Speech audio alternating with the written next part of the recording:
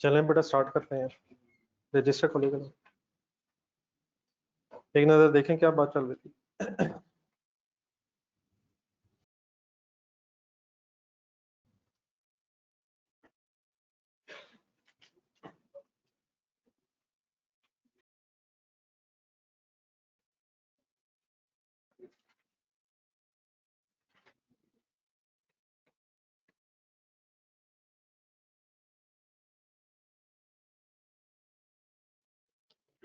जी कल से रिलेटेड तो क्वेश्चन रही, ये समझ आ गया था बात हुई थी।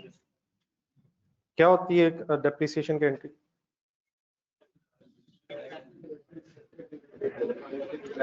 जब भी कभी ये सवाल आपके सामने मैं रखूं तो बाय डिफॉल्ट आपने राइट साइड वाली ही बनानी है, depreciation debit, accumulated depreciation credit, unless examiner explain करे कि डेप्रिसिएशन एसेट के लेजर में ही जाना है, वरना बाय डिफॉल्ट एंट्री आप वही बताएंगे जो आप कल बता रहे थे।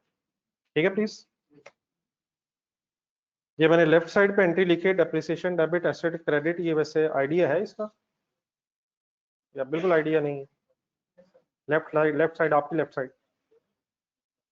तो सर जी सवाल पूछा है यार, क्या करना है सर? पंखा बंद करना है, चलाना है सर? चला ले। शोर आ रहा, इधर मेरे पास आ जाएगा, ये भाई को जरा इधर जगह देना। ऐसे कौन सा शोर आ रहा? अच्छा ऊपर से आ रहा। ये मुबीन एक चेयर आगे करवा दी, वो जो चेयर पड़ी एक इधर रखा। जी सर। जी जी जी जी। पहले पढ़ा हुआ इसमें कुछ या वैसे ही जहन में आया? लैंड की तो मैंने वैसे खुद अभी बात ही नहीं की है, तो लैंड अगर मेरे लिए छोड़ दें इतना, लेकिन आपको लैंड का पता होगा कि लैंड आम तौर पर डेप्रिशिएट नहीं होती, आम तौर पर normally land is not depreciated, इतना तो आइडिया है ना। देखिए अगर आपने डेप्रिसिएशन चार्ज करी ना तो आपके पास कोई यूजफुल लाइफ होनी चाहिए, तो लैंड की लाइफ नॉर्मली आम सिचुएशंस में इनडेफिनेट होती है, इनडिटर्मिनेबल होती है, लेकिन एक्सेप्शंस हैं। अगर किसी हिली एरिया में लैंड है और लैंड स्लाइडिंग्स होती हैं, तो लैंड स्लाइडिंग की वजह से लैंड गायब भी हो सकती है, फिर लीज लैंड्स हो सकती हैं। फिर आजकल अगर आपने कोई सी लेवल राइज का सुना हो, तो खासतौर पे जो बांग्लादेश टाइप मुल्क है जहाँ पे सी लेवल राइज होने की वजह से ज़मीन जो है वो समंदर के अंदर जा रही है, तो उस केस में समटाइम्स लिमिटेड भी हो सकती है, लेकिन वो एक्सेप्शंस है। तो इंशाल्लाह लैंड की बात कभी फिर इंशाल्लाह डिटेल में करें। जी मैं इंटरेस्टेड था डेप्रिसिएशन की एंट्री में, मैं पूछ ही रहा था कि लेफ्ट साइड वाली एंट्री कभी सुनी है या मैंने ही पहली दफा सुनाई है?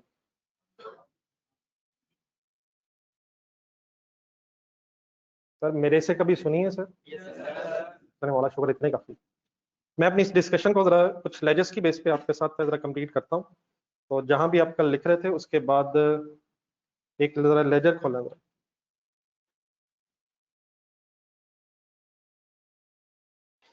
लेजर कभी बनाया सर जिंदगी में?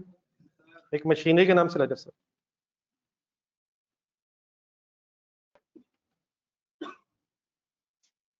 जी जब भी क्लास स्टार्ट हो जाए काइंडली फुल आपकी इन्वॉल्वमेंट रिक्वायर्ड है, ताकि पार्टिसिपेशन की बेस पे आप सही तरह मेरी बात समझ सकें। मैं आपके सामने एक मशीनरी का लेजर बनाने लगा हूँ, मुझे स्टार्ट कर लेने दें, उसके बाद फिर आप लिखिएगा। लेट्स अज्यूम 1 जनवरी 2014 पे आपने 80 लाख रुपीस की एक मशीनरी खरीदी है। एंट्री बताएंगे जरा please. Machinery debit, cash credit. Obviously मैंने रेफरेंस तो कैश का लिखा है, इसका मतलब ये है कि कैश का भी लेजर बनेगा, कैश के लेजर में फिगर क्रेडिट साइड पे जाएगी, मशीनरी का रेफरेंस होगा। तो वो सारी बातें आपने जो पढ़ी वो एज इट इज ही हैं। मेरा जरा फोकस ये है कि सिर्फ जरा आपके सामने एक मशीनरी का लेजर आपको समझा सकूं। एनी कंफ्यूजन यहाँ तक? देन बेटा अगर एक कोई एसेट आपने परचेज कर ली है और उसकी लाइफ 1 साल से ज़्यादा है, तो फिर आप उसे हर साल के एंड पे ये देखेंगे कि कितना कितना डेप्रिशिएट हो गया। डेप्रिसिएशन के लिए फिर आप इसकी यूजफुल लाइफ एस्टिमेट करेंगे, रेजिडुअल वैल्यू का डिसीजन लेंगे, कोई मेथड सेलेक्ट करेंगे। तो लेट्स अज्यूम ये सब कुछ आपने किया और इसकी डेप्रिसिएशन आपने 5 लाख रुपीज फर्स्ट ईयर की निकाल ली। यहाँ तक ओके? फर्स्ट ईयर एंड आ जाएगा 31 दिसंबर 2014। जब ये डेप्रिसिएशन की अमाउंट आ जाएगी तो then we have to decide कि अब इसकी एंट्री क्या करनी है, क्योंकि अपना रजिस्टर देखें जरा, जो कल हमने लिखा है देयर आर 2 चॉइसेस कि डेप्रिसिएशन डेबिट करके एसेट क्रेडिट भी किया जा सकता है और अल्टरनेटिवली उसे क्यूमुलेटेड डेप्रिसिएशन के लेजर में भी लेके जाया जा सकता है। तो let's assume for the sake of discussion कि हमने इस डेप्रिसिएशन की एंट्री को एसेट के अकाउंट में पोस्ट करना है, विच मीन्स मैं एंट्री करूंगा डेप्रिसिएशन डेबिट और मशीनरी क्रेडिट। अब यकीनन अगर इस एंट्री को गौर से देखें तो डेप्रिसिएशन अगर डेबिट कह रहा हूँ तो डेप्रिसिएशन का भी अपना लेजर होगा। किस साइड पे फिगर होगी? डेप्रिसिएशन के लेजर में किस साइड पे फिगर होगी? डेबिट साइड पे ही होगी। डेप्रिसिएशन के लेजर में डेबिट साइड पे होगी। लेकिन अगर मशीनरी के लेजर के एंगल से सोचा जाए तो मशीनरी के लेजर में 31 दिसंबर 2014 रेफरेंस किसका आ जाएगा? डेप्रिसिएशन अमाउंट लेट्स अज्यूम मैंने जो आपके सामने बोली 5 लाख रुपीज है, तो डेप्रिसिएशन का भी लेजर होगा। वो मैं आपके सामने बना इसलिए नहीं रहा कि मेरा जरा इस वक्त ऑब्जेक्टिव ये है कि मैं आपको जरा मशीनरी के लेजर को जरा समझा सकूं। यहाँ तक कोई कंफ्यूजन? एसेट खरीदा डेबिट हो गया, डेप्रिसिएशन की वजह से क्रेडिट होके कम हो गया, just like any other ledger. अगर फॉर एग्जांपल और कोई ट्रांजैक्शन नहीं है तो ईयर एंड पे फिर लेजर को बैलेंस किया जाता है। सही कह रहा हूँ? पहले किस तरफ लिखा जाता है? हायर साइड पे लिखा जाता है, ऐसे ही है? पुलिस सर बैलेंस करवा रहा हूँ, पहले लोअर साइड पे लिखा। टोटल करते हुए पहले कौन सी साइड पे लिखा जाता है और उतना ही फिर किस साइड पे लिखा जाता है? ऑपोजिट साइड पे लिखा जाता है, ऐसे ही है? लेकिन क्या ये लेजर की दोनों साइड्स बैलेंस है? कौन सी साइड ज्यादा है? आई होप कि मैं डॉक्टर से बात नहीं कर रहा। कौन सी साइड ज्यादा है? डेबिट साइड कितनी ज्यादा है क्रेडिट साइड से? तो 75 लाख क्या आ गया? क्लोजिंग कैरिड डाउन बैलेंस आ गया। ओके यहाँ तक ठीक है सर?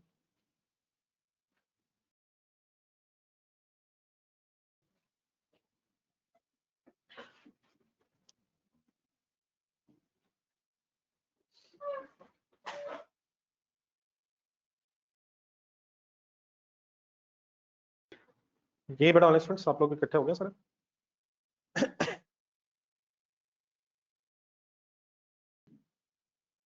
आवाज ठीक है प्लीज मेरी? ऑनेस्ट फ्रेंड्स आपसे पूछ लो, ये जरा आइडिया है ना रिस्पॉन्स?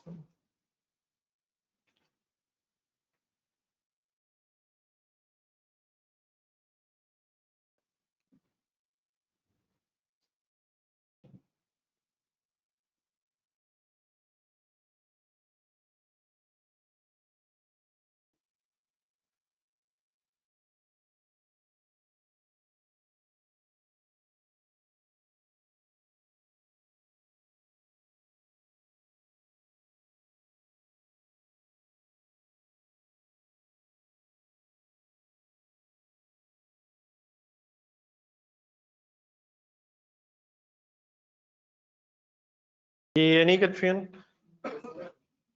मशीन कितने की ली थी? कितने रुपीस डेप्रिशिएट हो गई? कितने की मशीन अब रह गई? कॉस्ट थी 80 लाख, डेप्रिसिएशन लेस थी 5 लाख। तो क्या मैं ये कह सकता हूँ ये जो क्लोजिंग बैलेंस है 75 लाख, ये इस लेजर में इस मशीन की WDV की रिफ्लेक्शन है? ये जो CD बैलेंस इस लेजर में अब कैलकुलेट हो गया, ये CD बैलेंस आपको इस एसेट की WDV बता रहा है, रिटर्न डाउन वैल्यू बता रहा है। तो अगर एसेट अकाउंट के अंदर ही आप डेप्रिसिएशन क्रेडिट करते जाएंगे, क्या बोला मैंने? एसेट अकाउंट के अंदर ही डेप्रिसिएशन क्रेडिट करते जाएंगे तो जो क्लोजिंग बैलेंस एसेट का कैलकुलेट हो जाएगा वो उसकी उस एसेट की WDV को रिफ्लेक्ट कर रहा होगा। क्या ये WDV है या CD बैलेंस है? ये CD बैलेंस है, ये क्लोजिंग बैलेंस है जो किसके इक्वल है। मतलब आइंदा से ये तो नहीं कि हम जो भी CD बैलेंस आएगा उसे कहेंगे WDV है। ये CD बैलेंस इस एसेट की WDV बता रहा है। ठीक है प्लीज। इसी लेजर को आपने मुझे जरा एक नेक्स्ट ईयर के एंगल से भी जरा बनवाना है। यही सेम लेजर फर्स्ट ईयर के बाद अगर नेक्स्ट ईयर में बन रहा हूं, जस्ट अ मिनट, तो क्या ये जो 75 लाख है ये नेक्स्ट अकाउंटिंग पीरियड में कोई ब्रॉड डाउन होगा? ये क्लोजिंग डेबिट बैलेंस है या क्रेडिट बैलेंस है? क्लोजिंग डेबिट बैलेंस लेजर में किधर लिखा जाता है? क्रेडिट साइड पे लाके लेजर की दोनों साइड्स का सम सेम हो जाए, इक्वल हो जाए। लेकिन जब इसे ब्रॉड डाउन में उठाऊंगा तो ब्रॉड डाउन डेबिट बैलेंस किधर लिखूंगा? ये लिख दूं इस तरह से? कितना लिखूं? Any confusion? कोई डेट बताएं, ढूंढ के जरा इधर इर्द गिर्द जरा। किस डेट की बात कर रहा हूँ? 1 जनवरी 2015 की बात कर रहा हूँ। ठीक है यहाँ पर।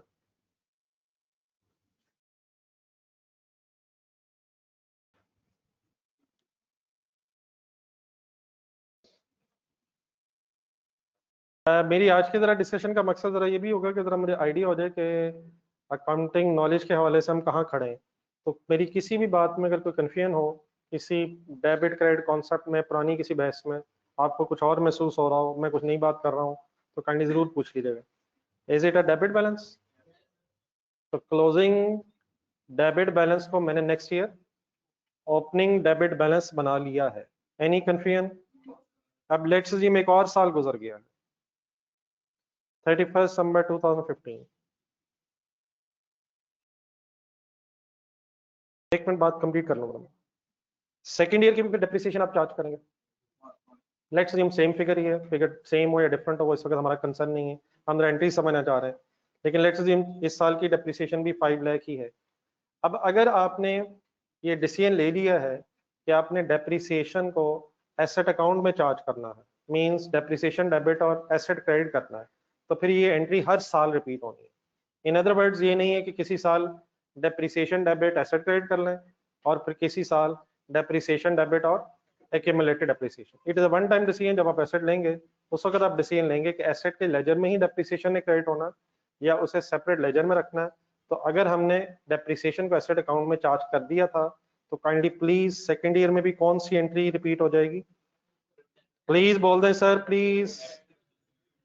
और यकीनन डेप्रिसिएशन का इस साल का जो भी लेजर होगा उसमें फिगर ये डेबिट ही होनी है, लेकिन मशीनरी के लेजर में ये फिगर क्रेडिट साइड पे रेफरेंस ऑफ डेप्रिसिएशन के एंगल से आ जाएगी। यहाँ तक आप भी लिखें और काइंडली सेकेंड ईयर भी जरा क्लोज कर दें।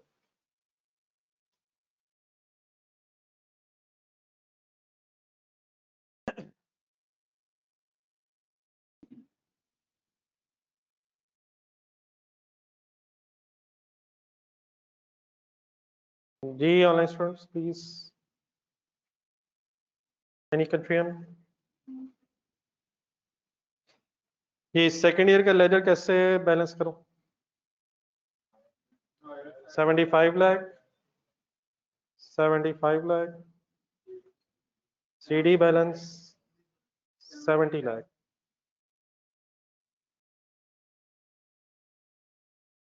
Is this CD balance once again reflecting WDV at the end of second year?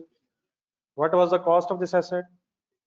80 lakh. What is the accumulated appreciation? वो 10 लाख ही है, 2 सालों में जो चार्ज हुई है। तो 80 lakh minus 10 lakh is equal to. तो इन अदर वर्ड्स अगर आप डेप्रिसिएशन की एंट्री करेंगे, डेप्रिसिएशन डेबिट एसेट क्रेडिट, तो एसेट का फिर जो क्लोजिंग बैलेंस होगा वो एसेट की WDV को रिफ्लेक्ट करता चला जा रहा होगा। एक सेंटेंस जरा काइंडली जरा इसको सर्कल लगा के, मैं जो बोल रहा हूँ पहले भी मैंने बोला, ये जरा लिख भी लेगा। This CD balance, this closing balance is reflecting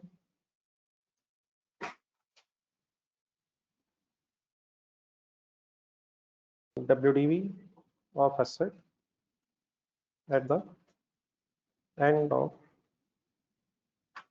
each year, at the end of year।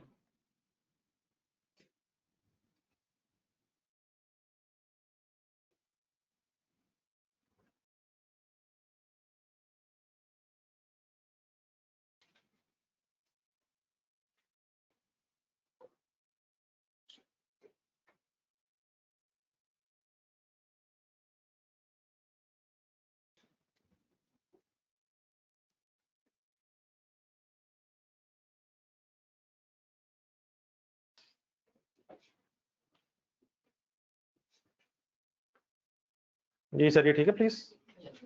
एक सेकंड के लिए जरा थर्ड ईयर वैसे ही जहन में जरा लेजर बनाया, जरा बन सकता। ब्रॉट डाउन क्या होगा, फिर जो भी डेप्रिसिएशन होगी वो क्रेडिट साइड पे आ जाएगी, और वंस अगेन जो सीडी बैलेंस है वो डब्ल्यूडीबी के इक्वल आता चला जाएगा। इन अदर वर्ड्स, अगर मैं आपसे कहूं कि एसेट अकाउंट डब्ल्यूडीबी पे बनाना है, क्या कहूं, एसेट अकाउंट डब्ल्यूडीबी पे बनाना है, तो आप बता सकते हैं फिर आप डेप्रिसिएशन की क्या एंट्री करेंगे, डेप्रिसिएशन डेबिट और एसेट क्रेडिट।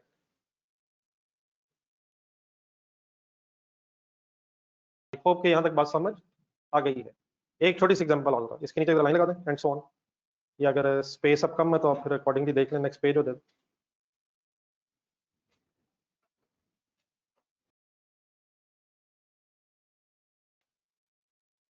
अब सेकंड एग्जांपल स्टार्ट करने से पहले जरा देख लीजिएगा मैं क्या कर रहा हूं, पहले मैं समझा दूंगा। अब साइमल्टेनियसली अपने दो लेजर बनाने हैं, लेकिन पहले देख लेंगे।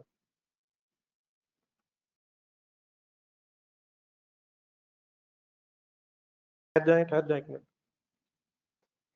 ये let's assume another machinery purchase हुई, डेट है सपोज 1 जनवरी 2023। Machinery debit cash credit suppose 40 lakh. एक दूसरी एग्जांपल क्रिएट करता हूँ, सही एंट्री मेरी, machinery debit cash credit. Once again asset लिया आपने, यूजफुल लाइफ का एस्टीमेट करेंगे, रेजिडुअल वैल्यू एस्टीमेट करेंगे, मेथड सेलेक्ट करेंगे, और ईयर एंड्स पे फिर डेप्रिसिएशन चार्ज करेंगे। ये बार बार रिपीट करने का बड़ा मकसद ये होता है कि आपके जहन में भी चीजें सेट हो जाए। तीन चार चीजें क्या बोली है मैंने, एसेट खरीदने के बाद आप क्या क्या करेंगे, यूजफुल लाइफ एस्टीमेट करेंगे, आगे फिर क्या सोचेंगे कि मेथड कौन सा यूज करना है ताकि उसकी बेस पे डेप्रिसिएशन आ जाए। ईयर एंड आ गया सपोज, लेकिन अब सपोज हमें एग्जामिनर ने कहा है कि आपने एक्यूमुलेटेड डेप्रिसिएशन का सेपरेट लेजर बनाना है, डेप्रिसिएशन को एसेट अकाउंट के अंदर मिक्स नहीं करना है।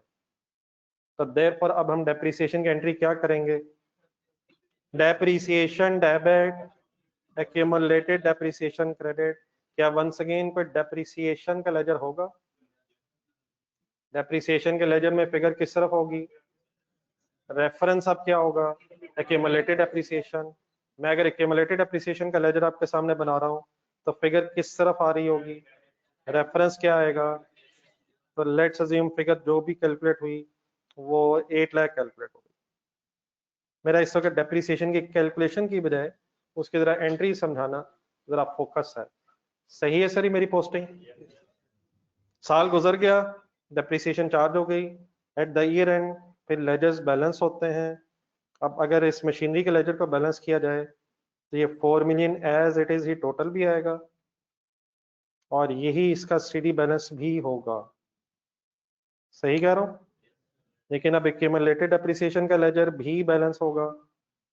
8 लाख क्रेडिट साइड पे ज्यादा है, ऑपोजिट साइड पे भी 8 लाख ही होना चाहिए है। ठीक है मेरी बात। तो इसका सीडी बैलेंस कितना है, ये क्रेडिट बैलेंस बन रहा है या डेबिट बैलेंस बन रहा है, एसेट अकाउंट में कितना बैलेंस है, कौन सा है, 4 मिलियन डेबिट बैलेंस है और 8 लाख क्रेडिट बैलेंस है। मैंने कोई काउंटिंग मिस्टेक तो नहीं की है। अब बेटा अगर आप मशीनरी का लेजर देखें तो मशीनरी का लेजर अभी भी आपको 40 लाख कॉस्ट बता रहा है, क्योंकि डेप्रिसिएशन को हमने मशीनरी के लेजर में क्रेडिट नहीं किया, हमने सेपरेट लेजर उसका बना लिया। लेकिन एक्यूमुलेटेड डेप्रिसिएशन का जो 8 लाख है ये आपको क्या बता रहा है, एक एज एन अकाउंटेंट ये आपको क्या समझा रहा है, नहीं डेप्रिसिएशन नहीं, ये वर्ड सही नहीं है। अच्छा किया जिन लोगों ने बोला, ये बेटा डेप्रिसिएशन का लेजर नहीं है। मैंने कल भी आपसे बात की थी, एक दफा दोबारा जरा सोच लें। मैं अगर आपके सामने वर्ड बोलूं डेप्रिसिएशन तो आपके जहन में आना चाहिए कि मैं एक्सपेंस की बात कर रहा हूँ। सही कह रहा हूँ गलत कह रहा हूँ, और एक्सपेंस की बात कर रहा हूँ तो प्रॉफिट एंड लॉस की बात कर रहा हूँ। ये लेजर किसका है, एक्यूमुलेटेड डेप्रिसिएशन का ताल्लुक एसेट के साथ है। ये 8 लाख आपको बता रहा है, ये 8 लाख क्रेडिट बैलेंस आपको बता रहा है कि एसेट 8 लाख कम हो गया है। स्टेटमेंट ऑफ फाइनेंशियल पोजीशन जरा जहन में बनाए, एसेट जहन में लाए जरा। अगर हम इसी डाटा से स्टेटमेंट ऑफ फाइनेंशियल पोजीशन बना रहे हो तो नॉन करंट एसेट्स वर्ड सुने मैंने, उसमें मशीनरी लिख रहे होंगे हम, तो मशीनरी के बाद एक ब्रैकेट खुल रही होगी, उस ब्रैकेट में कैसे फिगर्स लिख रहे होंगे, 4 मिलियन माइनस 8 लाख, तो WDV इसकी 32 लाख ही है, वो कैलकुलेटर पे कैलकुलेट हो जाएगी। लेकिन अलग लेजर बनाने का मकसद ये है कि हमें कॉस्ट अलग पता चले और एक्यूमुलेटेड डेप्रिसिएशन अलग पता चले। इन अदर वर्ड्स ये अलग पता चले कि एसेट कितने का था और ये अलग पता चले कि वो कितना डेप्रिशिएट हो गया। मेरी इस बात को समझने के लिए एक सेकंड जरा बोर्ड पे देखें। मैं अगर सपोज ये जो लेजर मैंने थोड़ी देर पहले आपके सामने बनाया था, अगर ये लेजर इस तरह आपके सामने रखूं और फर्स्ट ईयर मैंने इंटेंशनली छुपाया हुआ है, सिर्फ आपको सेकंड ईयर की फिगर्स नजर आ रही हैं, ये 70 लाख क्या है, सीडी है, लेकिन क्योंकि डेप्रिसिएशन इसी लेजर में है इसलिए ये WDV। आप ये लेजर देख के बता सकते हैं ये एसेट कितने का था,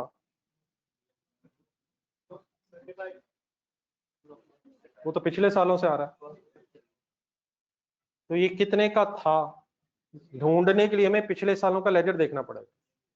हो सकता है 10 लाख का हो, सॉरी 7.5 मिलियन, हो सकता है 10 मिलियन का हो और 25 लाख डेप्रिशिएट हो गया हो सकता है 90 लाख का हो और कितना डेप्रिशिएट हो गया हो, 15 लाख डेप्रिशिएट हो गया हो। तो ये ढूंढने के लिए हमें कि एसेट कितने का है पिछले सालों में जाकर ढूंढना पड़ेगा। तो ये गलत वाली बात कोई नहीं कर रहा हूँ, ठीक है पिछले सालों में जाकर ढूंढा जा सकता है, लेकिन अगर हम ये चाहते हैं कि हमारे लेजर्स रेडिली हर साल हमें बताया करें कि एसेट कितने का था और कितना कितना डेप्रिशिएट हो गया, अलग अलग लेजर्स में पता चल जाए, तो फिर ज्यादा बेहतर एंट्री क्या होती है कि आप एसेट के लेजर के अंदर डेप्रिसिएशन चार्ज करने के बजाय उसका एक एक्यूमुलेटेड डेप्रिसिएशन का लेजर अलग बना लें। ये 8 लाख जो एक्यूमुलेटेड डेप्रिसिएशन है ये रिफ्लेक्ट यही कर रही है कि 8 लाख से एसेट कम हो गया है, लेकिन 40 लाख क्या बता रहा है, कॉस्ट है, 8 लाख क्या है, एसेट की रिडक्शन है, डेप्रिसिएशन नहीं एसेट की रिडक्शन है। इंशाल्लाह कैलकुलेटर हमारा क्या बता देगा, 40 लाख माइनस 8 लाख के 32 लाख का रह गया। तो अगर क्या और क्या पता चल जाए तो WDV इंशाल्लाह हम निकाल लेंगे, कॉस्ट और एक्यूमुलेटेड डेप्रिसिएशन। तो what is the only objective, शायद कि ये हम अलग लेजर बनाना चाह रहे हैं कि हमें अपने लेजर से ही एसेट की कंप्लीट इंफॉर्मेशन मिल जाए, हमें पिछले सालों में ना जाना पड़े। ये जो मैं बात कर रहा हूँ, जरा एक सेकंड मैं जरा अगला साल जरा स्टार्ट कर लूँ जरा, क्या नेक्स्ट ईयर के ये ब्रॉड डाउन होंगे, मसलन जरा बताएं मशीनरी में ब्रॉड डाउन क्या होगा, 32 लाख नहीं होगा, क्लोजिंग नहीं ओपनिंग बनना, इट मींस यहाँ कॉस्ट ही अब रहेगी, ये 4 मिलियन ब्रॉड डाउन होगा।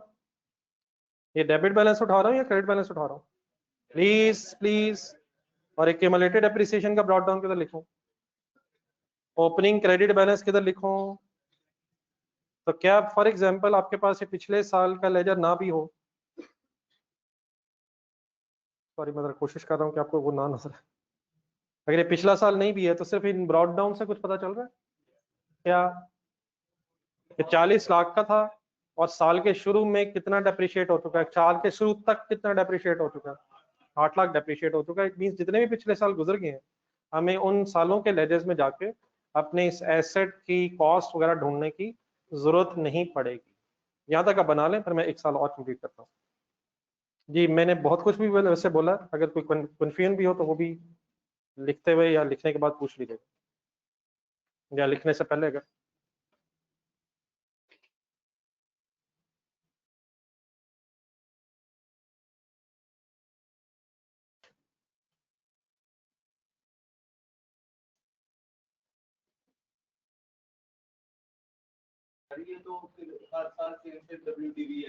सर सेम सेम WDV कैसे सेम सेम आएगी, सर सेम सेम WDV कैसे आएगी, इन्ना लिल्लाहि व इन्ना इलैहि राजिऊन, ऊपर 32 लाख। सर अगर पिछले साल के एंड में 32 लाख है तो अगले साल के शुरू में भी तो 32 लाख ही है।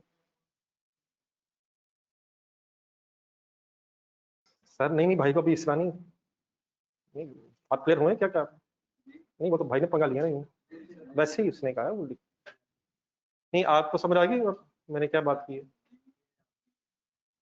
बेटा क्या पिछले साल के एंड पे जितने का एसेट है अगले साल के शुरू में भी उतने का ही है, क्लोजिंग बैलेंस ही एज इट इज ओपनिंग नहीं होता, तो अभी तो मैंने ओपनिंग बनाया ना, समझ आ गई कि नहीं।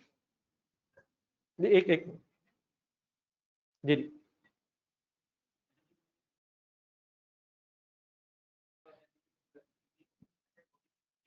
जी जी। नहीं बताए, 1 साल की चार्ज की है मैंने यार। और पहला साल क्योंकि था, तो पहले साल की जो डेप्रिसिएशन होती है वही एक्यूमुलेटेड भी होती है सर। आफ्टर फर्स्ट ईयर एक ही साल की एक्यूमुलेट होगी। अभी कितना अरसा गुजरा मेरे इस एसेट को, तो 1 साल की डेप्रिसिएशन ही फिलहाल एक्यूमुलेटेड है। लेकिन आप जो कहना चाह रहे हैं, मैं इंशाल्लाह भी सेकंड ईयर थर्ड ईयर में फिर आपसे पूछता हूँ।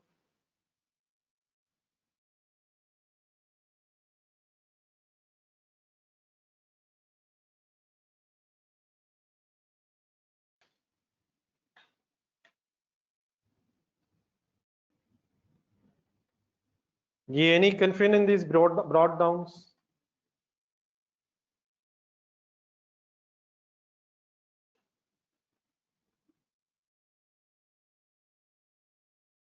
ज्यादा कर रहे हैं सर, मेरा तो ख्याल था बस एक दिन लेट आएंगे, अब मुसलसल ही लेट आ रहे हैं। ना करें यार।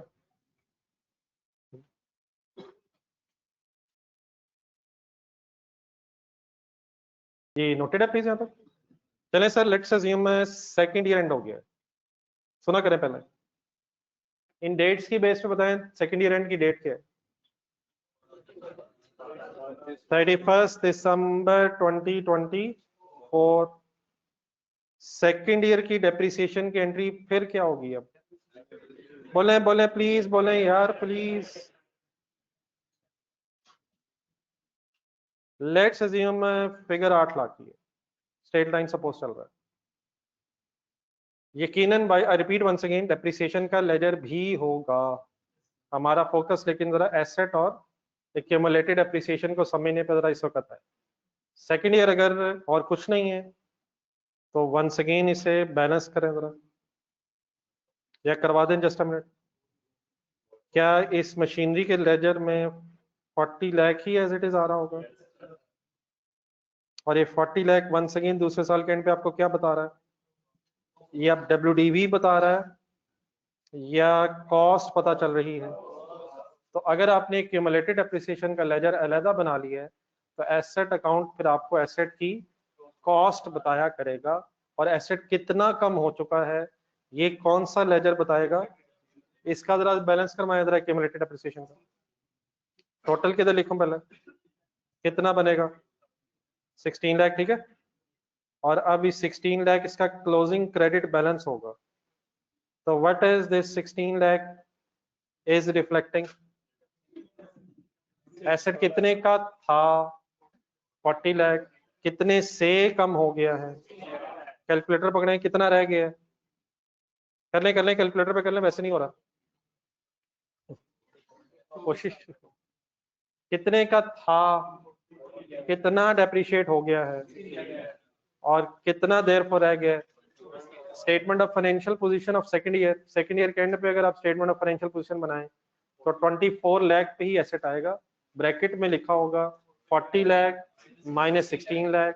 हम ये नहीं कहना चाह रहे कि हमारा एसेट डेप्रिशिएट नहीं हो रहा, हम बस सिर्फ कर क्या रहे हैं, एसेट अकाउंट अलहदा रख लिया ताकि कॉस्ट भी पता चले, एक्यूमुलेटेड एप्रिसिएशन अकाउंट अलहदा रख लिया ताकि रिडक्शन ऑफ एसेट भी पता चले, और finally statement of financial position में डब्ल्यूडीवी ही अपीयर होनी है। लेकिन डब्ल्यूडीवी कैलकुलेट करने के लिए हमें कॉस्ट माइनस एक्यूमुलेटेड एप्रिसिएशन करना पड़ेगा। ये अब आप लोगों को क्लियर हो गया प्लीज?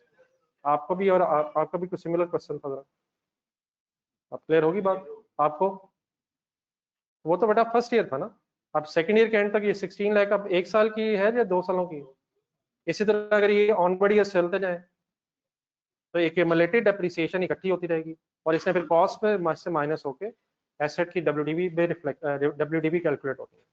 ठीक है जी, बनाए यहाँ तक। जी बेटा, अगर एसेट ऑलरेडी डब्ल्यूडीवी पे है, अगर एसेट का लेजर ऑलरेडी डब्ल्यूडीवी पे है, तो स्टेटमेंट ऑफ फाइनेंशियल पोजीशन में आप एज इट इज वो डब्ल्यूडीवी लिख देंगे।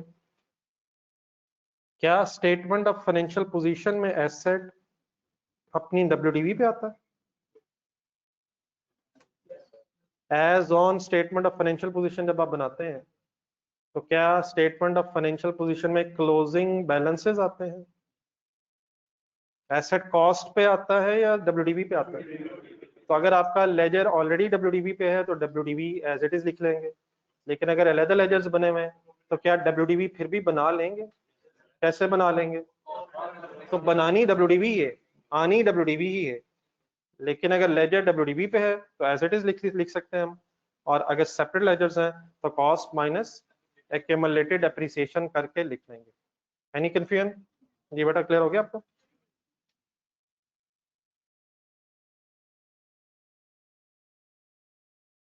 क्या ढूंढ रहे हैं सर, या घड़ी ढूंढ रहे हैं अभी से? सर क्या हो गया जी? थर्ड ईयर में बनाने की बजाय बोर्ड पे आपके जहन में जरा लेजर्स बनवाना चाह रहा हूँ। Next year brought down machinery का लेजर क्या बता रहा होगा, और एक्यूमुलेटेड एप्रिसिएशन का? कुछ समझ आप आ गई बात? अब मैंने दो लेजर्स बनवाए, एक मशीनरी का डब्ल्यूडीवी पे और एक कॉस्ट पे, बल्कि सॉरी एक काम रखकर पहले लिख लें फिर उसके बाद दोबारा देख लीजिएगा। इस 40 लाख को जरा सर्कल लगाएं जरा। अगर एक्यूमुलेटेड एप्रिसिएशन का लेजर अलग है तो फिर एसेट का closing balance, this CD balance, जिस तरह का एक सेंटेंस आपने पहले लिखा था उसको देख के जरा मुझे जरा चेंज सेंटेंस लिखवाएं जरा। दिस सीडी इज रिफ्लेक्टिंग, वहां क्या लिखा था और यहाँ क्या लिखूं? This CD is reflecting cost of asset at the end of the year.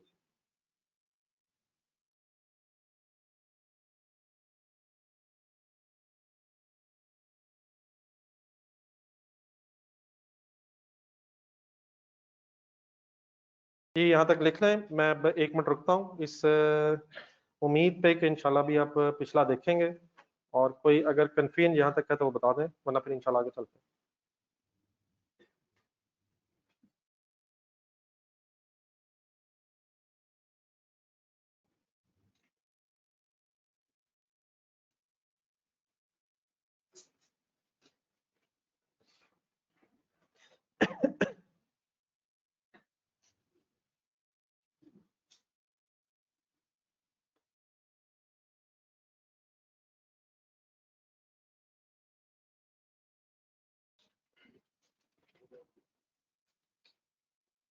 जी सब ओके है सर?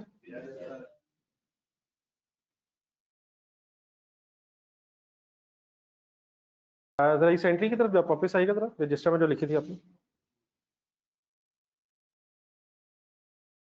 ये जहाँ मैंने 2 एंट्रीज कर लिखवाई थी।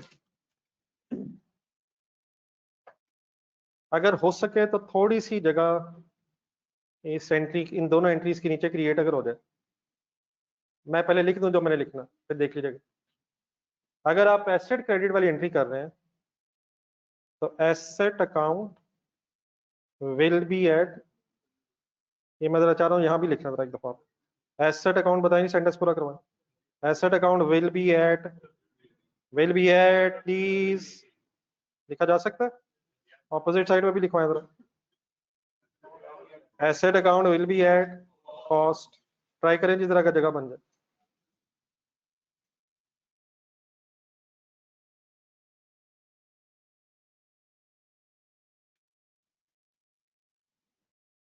एसेट क्रेडिट कर देंगे तो एसेट अकाउंट फिर डब्ल्यूडीवी पे आ जाएगा, और अगर एक्यूमुलेटेड डेप्रिसिएशन का लेजर बनाएंगे, अच्छा सॉरी ये वर्ड मैंने गलत लिखे हैं, आपके सही है, जरा चेक करना है। एक्यूमुलेटेड डेप्रिसिएशन, मैंने जरा डेप्रिशिएटेड लिख दिया था, स्पेलिंग जरा ऊपर चेक करना, ईडी तो नहीं हो गया? Depreciation sorry. Any confusion in these words?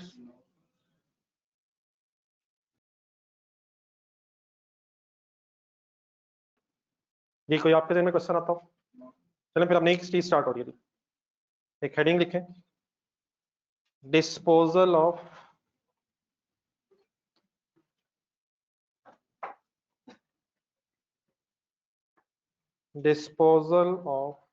an item of property plant and equipment।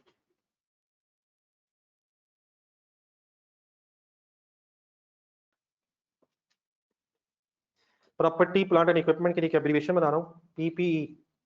PPE stands for property, plant and equipment, disposal of an item of property, plant and equipment.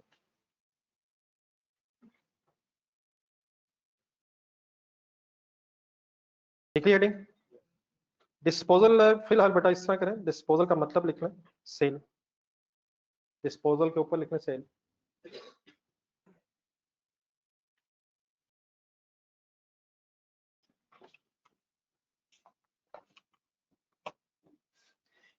In other words हम पढ़ने अब ये लगे हैं कि अगर किसी property, plant and equipment की आइटम को आपने बेचा है तो फिर क्या काउंटिंग ट्रीटमेंट होगा।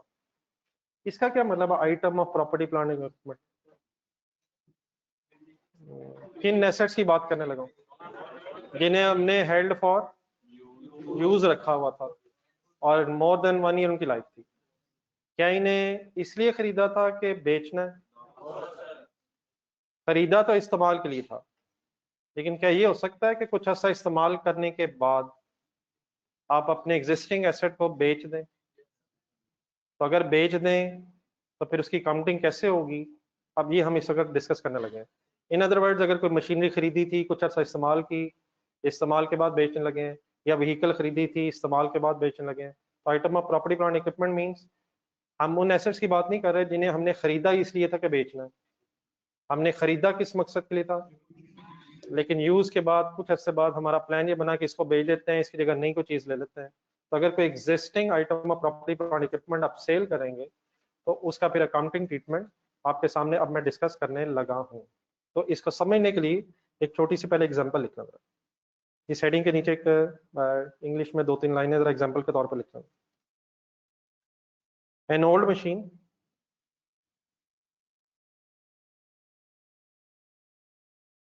जब भी कोई नई चीज सामने आपके आए तो बिल्कुल टेंशन फ्री रहना, आपने सिर्फ लॉजिकली सोचना, इंशाल्लाह बड़े आराम से समझ आएगा, लेकिन डेफिनेटली थोड़ी सी एफर्ट तो करनी पड़ती है।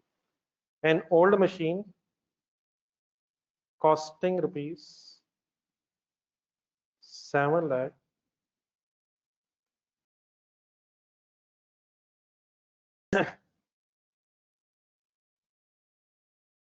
having accumulated appreciation of rupees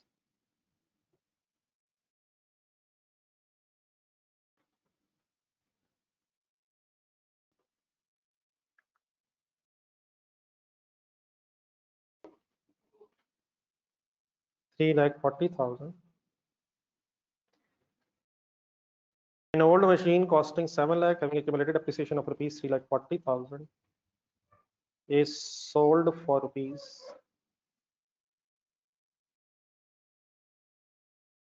4 lakh in cash.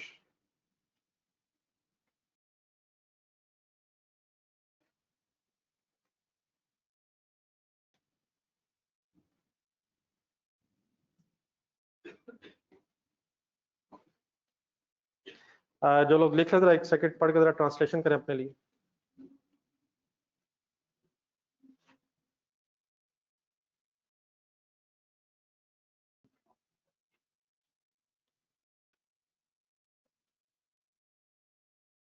सब लोग लिख चुके हैं जी? मशीन खरीदी है या बेच रहे हैं? इस वक्त खरीदी है या इस वक्त बेच रहे हैं? कितने की खरीदी थी? कुछ अर्सा यूज की है? कहाँ देख के पता चला? कैलकुलेटर पकड़ा जरा। 7 लाख कॉस्ट थी, 3,40,000 एक्यूमुलेटेड एप्रिसिएशन हो गई थी, डिफरेंस लें दोनों का, इट मींस 3,60,000 इस मशीन की WDV थी, और इसे कितने पे बेचा है? 4 लाख पे बेचा है। ये मशीन अपनी ही समझे, बेचने से कोई गेन हुआ है, लॉस हुआ? और जाने दें यार, क्या क्या हो गया यार, 7 लाख की मशीन 4 लाख पे बेची है। ये तो किसी डॉक्टर साहब से भी पूछ लें तो वो भी बता देंगे, लेकिन डॉक्टर साहब से नहीं पूछना है, डॉक्टर साहब से नहीं पूछना है।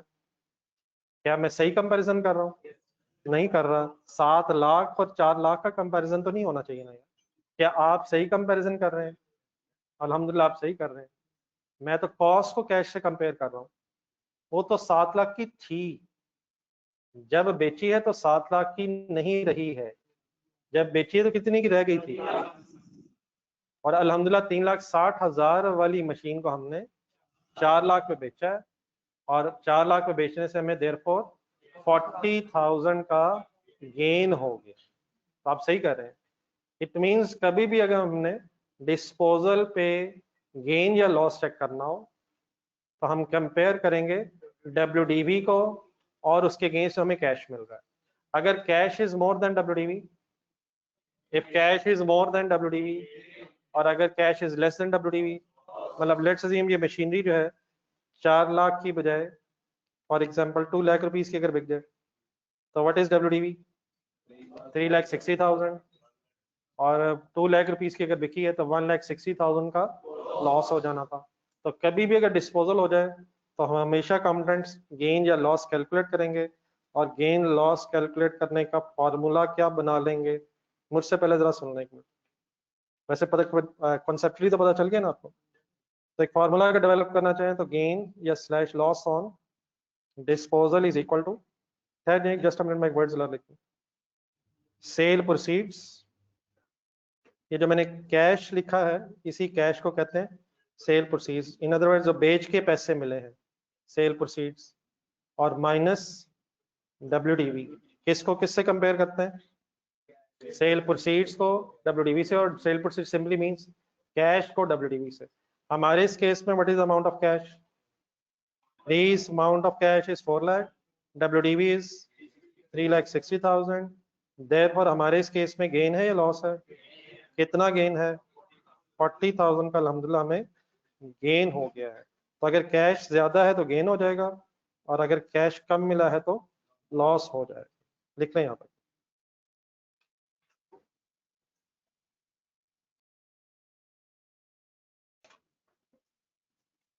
इस एग्जांपल के नीचे जिस तरह मैंने लिखा,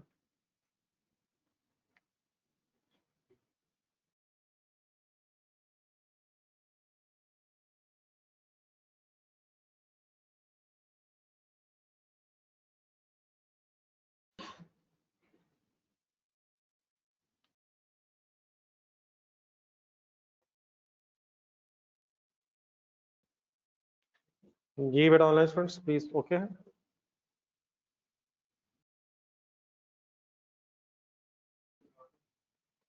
क्या हो गया है सर, ना करें सर, बच्चा भाई अपना क्या हो गया, क्यों इतना गुस्सा है।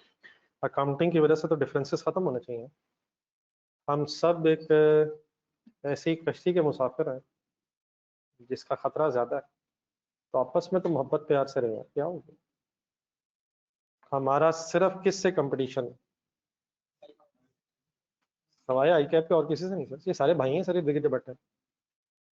तो ठीक है अपने ही है, क्या हो गया।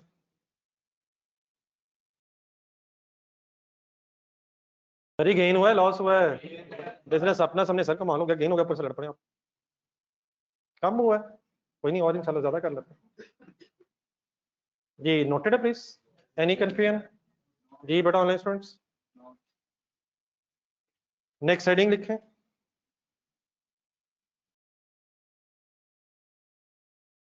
Accounting treatment of disposal of an asset.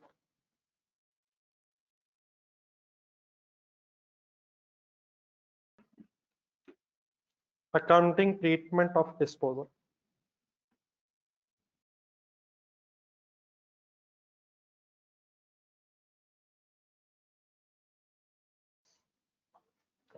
जब अकाउंटिंग ट्रीटमेंट का बड़ा मतलब ये है कि हमने डेबिट क्रेडिट फॉर्म में ये डिसाइड करना है कि इस गेन को कैसे रिकॉर्ड करें। क्या वैसे डिस्पोजल पे हमेशा गेन ही होगा, लॉस भी हो सकता है, लेकिन हमने एक पहली एग्जांपल के तौर पे जो फिगर्स अज्यूम किए उसमें गेन हो रहा है। ठीक है प्लीज, जी कंसंट्रेट करेंगे फुल जरा।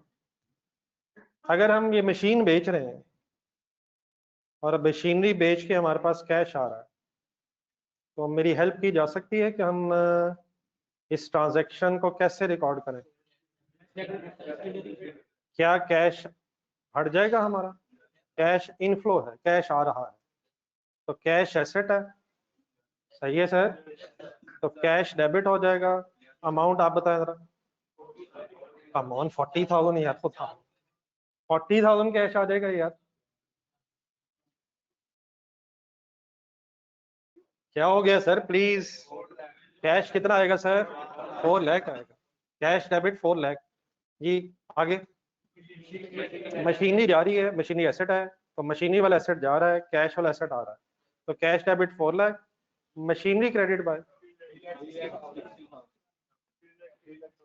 मशीनरी क्रेडिट बाय 3,60,000 या 7 लाख। अब यहां मसला, अगर तो हमने एक्यूमुलेटेड एप्रिसिएशन का लेजर अलहदा बनाया होगा तो फिर हमारी बुक्स में एसेट 360 पे नहीं आ रहा होगा, फिर 7 लाख पे आ रहा होगा।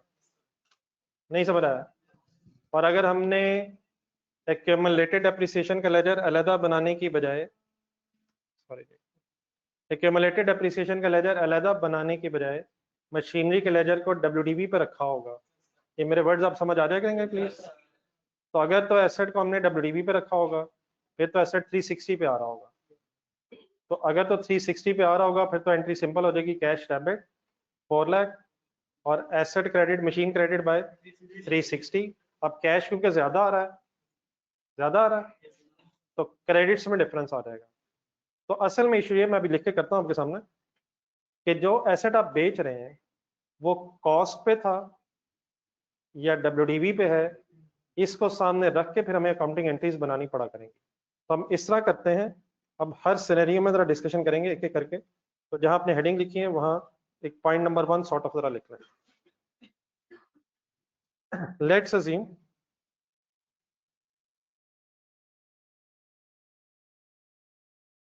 machinery account was at WDV। Line जरा इस तरह से नोट कर लेना, एक सिनेरियो 1 सॉर्ट ऑफ।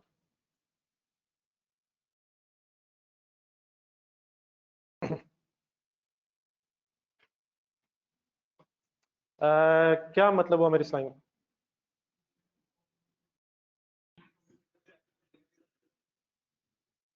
क्या मतलब हुआ मेरी इस लाइन का? क्या इस लाइन का मतलब ये हुआ कि डिस्पोजल से पहले हमारी बुक्स में एसेट 360 पे ही आ रहा होगा?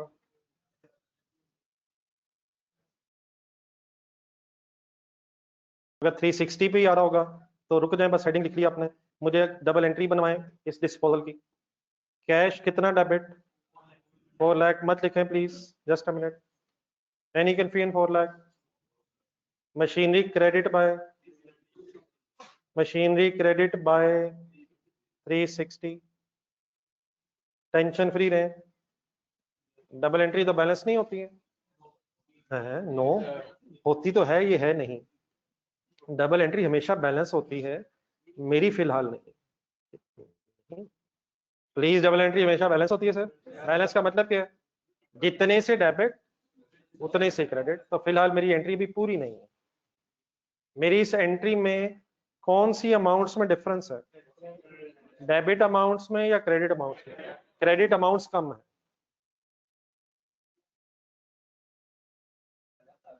किस तरफ लिखूंगा तो मेरी एंट्री बैलेंस हो जाएगी?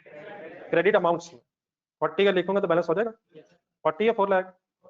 अब बताइए 40 के ये गेन है, तो क्या गेन्स क्रेडिट होते हैं?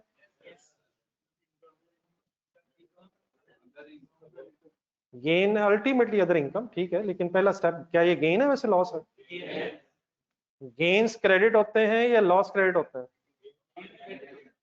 कुछ बेसिक्स सही फाइनल करने। इनकम्स क्रेडिट होती हैं, जब भी बढ़ रही हुई इनकम्स क्रेडिट होती हैं, और एक्सपेंसेस और लॉसेस डेबिट होते हैं। ये ठीक है? तो हमारी इस एंट्री में किस तरफ डिफरेंस है? क्रेडिट्स में डिफरेंस है। देयरफॉर ये क्या है?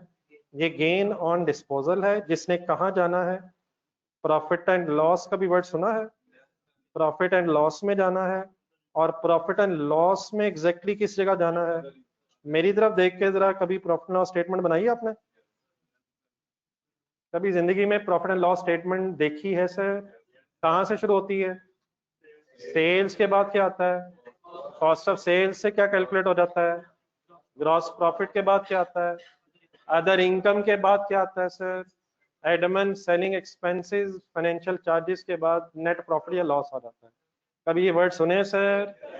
तो प्रॉफिट एंड लॉस में इसने जाना है, और एग्जैक्टली प्रॉफिट लॉस में इसने कहा जाना है? Other income. नहीं समझ आई? लेकिन लेट मी कंप्लीट एक सेकंड। मुझे कैसे पता चला ये गेन है? वो भी ठीक है, कैश ज्यादा आया हुआ और डिफरेंस क्रेडिट अमाउंट्स में आ रहा है। फर्स्ट करें जरा, लिखने की जल्दी ना किया करें। लेट्स रीम कैश 2 लाख आता, cash debit bye 2 lakh, machinery credit by, अब मेरी एंट्री बैलेंस नहीं है। अब बताएं किधर डिफरेंस आ रहा है? अब गेन हुआ है लॉस हुआ? तो आपने कैश को डेबिट किया कैश की अमाउंट से, एसेट को क्रेडिट किया आपने WDV की अमाउंट से, क्योंकि हमने WDV पे लेजर रखा हुआ है। ये दो चीजें लिख के अगर डिफरेंस क्रेडिट अमाउंट्स में आ जाएगा तो वो गेन ऑन डिस्पोजल होगा, और अगर डिफरेंस डेबिट अमाउंट्स में रह जाएगा तो वो लॉस एंड डिस्पोजल होगा। गेन होगा तो अदर इनकम में चला जाना उसने, प्रॉफिट लॉस में, और अगर लॉस होगा तो समवेयर कहीं ऑपरेटिंग एक्सपेंसेस में उसे लिख देंगे। क्या हमेशा गेन या हमेशा लॉस? जरूरी नहीं। हम क्या क्या चीजें पूरी करेंगे? कैश पूरा करेंगे कितना आया है, ये देखा करेंगे एसेट कितने का था जो गया है, और एंट्री बैलेंस करने की कोशिश किया करेंगे। क्रेडिट अमाउंट्स में difference will reflect gain on disposal, जिसने प्रॉफिट एंड लॉस में जाना है, और प्रॉफिट एंड लॉस में एग्जैक्टली कहाँ जाना है? अदर इनकम में। मेरी किसी बात में प्लीज कोई कंफ्यूजन? अब नोट करें।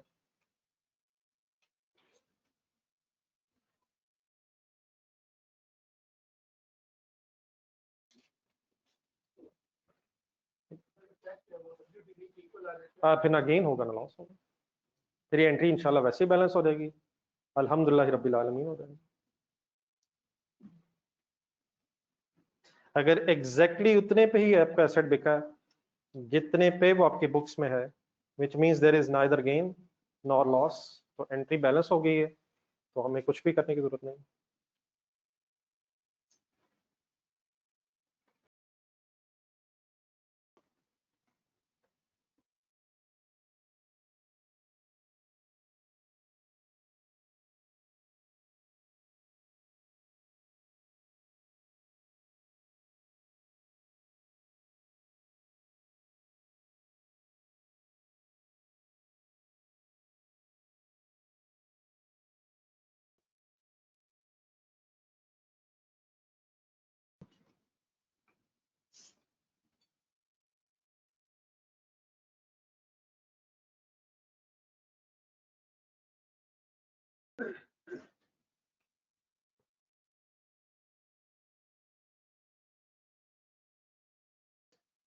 जी please, any confusion sir?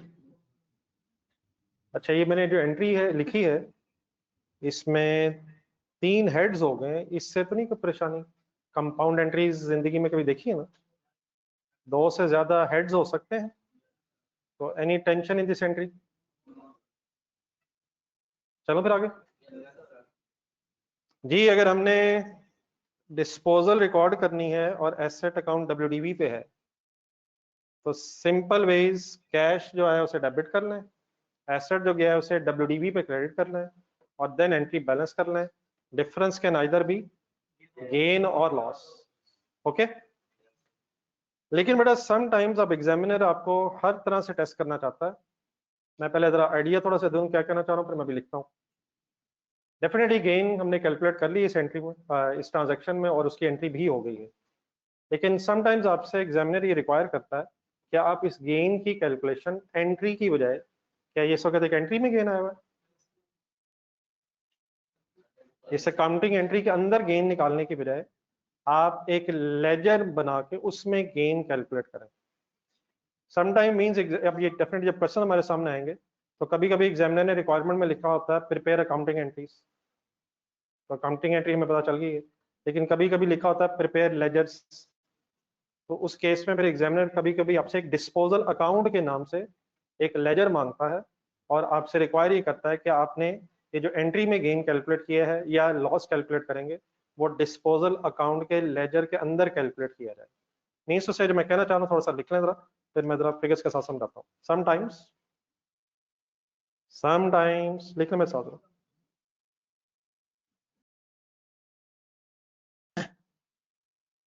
examiner requires to calculate gain or loss on disposal by preparing a ledger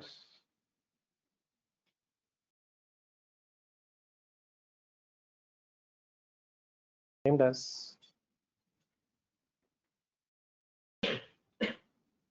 disposal account.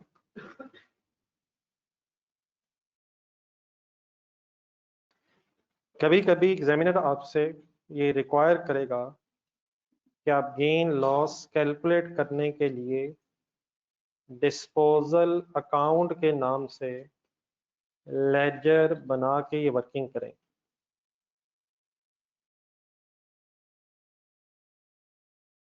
हमें कैसे पता चलेगा कि हमने कैसे करना है? इंशाल्लाह हमें क्वेश्चन की रिक्वायरमेंट से पता चल जाएगा, तो उस टेंशन में भी ना जाएगा। मैं इस वक्त बताएंगे कहना क्या चाह रहा हूँ। क्या गेन कैलकुलेट हो नहीं गया?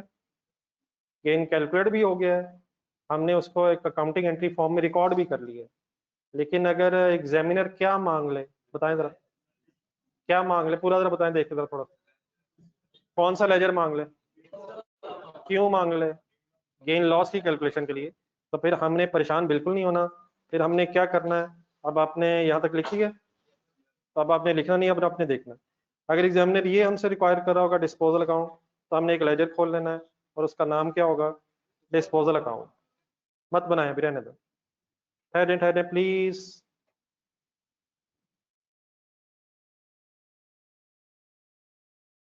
अगर एग्जामिनर डिस्पोजल अकाउंट रिक्वायर कर रहा होगा तो हमने एक लेजर खोल के उसके ऊपर नाम क्या लिख लेना है? Disposal account. इस लेजर का भी मकसद क्या है? गेन या लॉस। गेन या लॉस चला इसमें कैलकुलेट हो जाएगा। इस वजह से एक सेकंड छोड़ें और मेरी तरफ देखकर जरा पूरी ट्राई करें। आपको पता है कि गेन या लॉस अगर कैलकुलेट करना है तो वो कैलकुलेट होगा किन फिगर्स को कंपेयर करके? अगर हमने गेन लॉस कैलकुलेट करना है तो हमें किन फिगर्स को आपस में कंपेयर करना चाहिए? सेल प्रोसीड्स और एसेट की डब्ल्यूडीवी को। इन अदर वर्ड्स कैश और डब्ल्यूडीवी ऑफ एसेट को कंपेयर करना चाहिए। यहाँ तक ठीक है? तो अगर बेटा वो लेजर मांग ले तो हम क्या करेंगे? बोर्ड पे देखें जरा। थोड़ी देर पहले आपने क्या एंट्री की थी? ढूंढने जरा ऊपर अपने रजिस्टर में। कैश कितने से डेबिट किया था? जितना आया था। मशीनरी को कितने से क्रेडिट किया था? 3,60,000। और 3,60,000 से क्यों क्रेडिट किया था? क्योंकि हम अज्यूम कर रहे हैं इस वक्त हमारी ऊपर एक हेडिंग सिनेरियो 1 वाली चल रही है कि एसेट अकाउंट डब्ल्यूडीवी पे। ये हमने एंट्री की थी और देन हमने इस एंट्री को बैलेंस किया और इसमें डेबिट अमाउंट ज्यादा थी और क्रेडिट अमाउंट्स में डिफरेंस था। गेन हमने बैलेंस करके भी निकाल लिया था। लेकिन अगर डिस्पोजल अकाउंट बनाना हो, क्या बोला मैंने? तो आपने फिर ये एंट्री कंपाउंड नहीं करनी, फिर आपने इस एंट्री को दो हिस्सों में करना।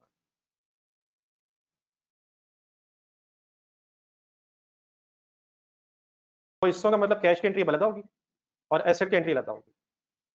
कब होगा ये काम? अगर डिस्पोजल अकाउंट का लेजर बनाना। करना सिर्फ ये है कि इस कैश को भी आप डिस्पोजल अकाउंट में ट्रांसफर कर देना। और नंबर 2, इस मशीनरी को भी डिस्पोजल अकाउंट में ट्रांसफर कर देना। क्यों इन दोनों चीजों को हमने डिस्पोजल अकाउंट में ट्रांसफर करना? ताकि वहां इनका कंपैरिजन हो जाए। किनका? प्लीज किनका किनका किनका? कैश और एसेट का। और कंपैरिजन के रिजल्ट में इंशाल्लाह गेन या लॉस सामने आ जाए। अगर डिस्पोजल अकाउंट बनाना है तो इन्हीं दो अमाउंट्स की बेस पे गेन या लॉस ने फाइनल होना है। हमने सिंपली इनको डिस्पोजल अकाउंट में ट्रांसफर करके कंपैरिजन कर देना। कैसे करना है? आइए सिर्फ पहला जरा कैश अलग देखें। क्या बेटा कैश आ रहा है तो उसने तो डेबिट ही होना है। सेकेंड एंट्री देखें, क्या एसेट जा रहा है तो उसने तो क्रेडिट ही होना। करना सिर्फ ये, आप फर्स्ट एंट्री देखें, कैश इटसेल्फ डेबिट होना है और इसको डिस्पोजल अकाउंट में ट्रांसफर करने के लिए डिस्पोजल अकाउंट लिख के 4 लाख क्रेडिट कर दें। मेरी इस एंट्री से कंसंट्रेट प्लीज, जल्दी करते हैं आप लिखने की। कैश के लेजर में 4 लाख जाएगा? कैश के लेजर में 4 लाख जाएगा? किस तरफ जाएगा? लेकिन अब मैंने जो साथ क्रेडिट साइड पे डिस्पोजल अकाउंट लिख दिया है, तो क्या ये अमाउंट अब डिस्पोजल अकाउंट में भी जाएगी? किस साइड पे जाएगी? क्रेडिट साइड पे जाएगी। किस रेफरेंस से आ जाएगी? तो मेरी इस एंट्री से डिस्पोजल अकाउंट में ये कैश ट्रांसफर हो जाएगा। ये मैंने ट्रांसफर क्यों किया है? ताकि वहां कंपेरिजन हो और गेन लॉस सामने आ जाए। सेकेंड एंट्री अब आपने बनाने की जरा कोशिश करनी है।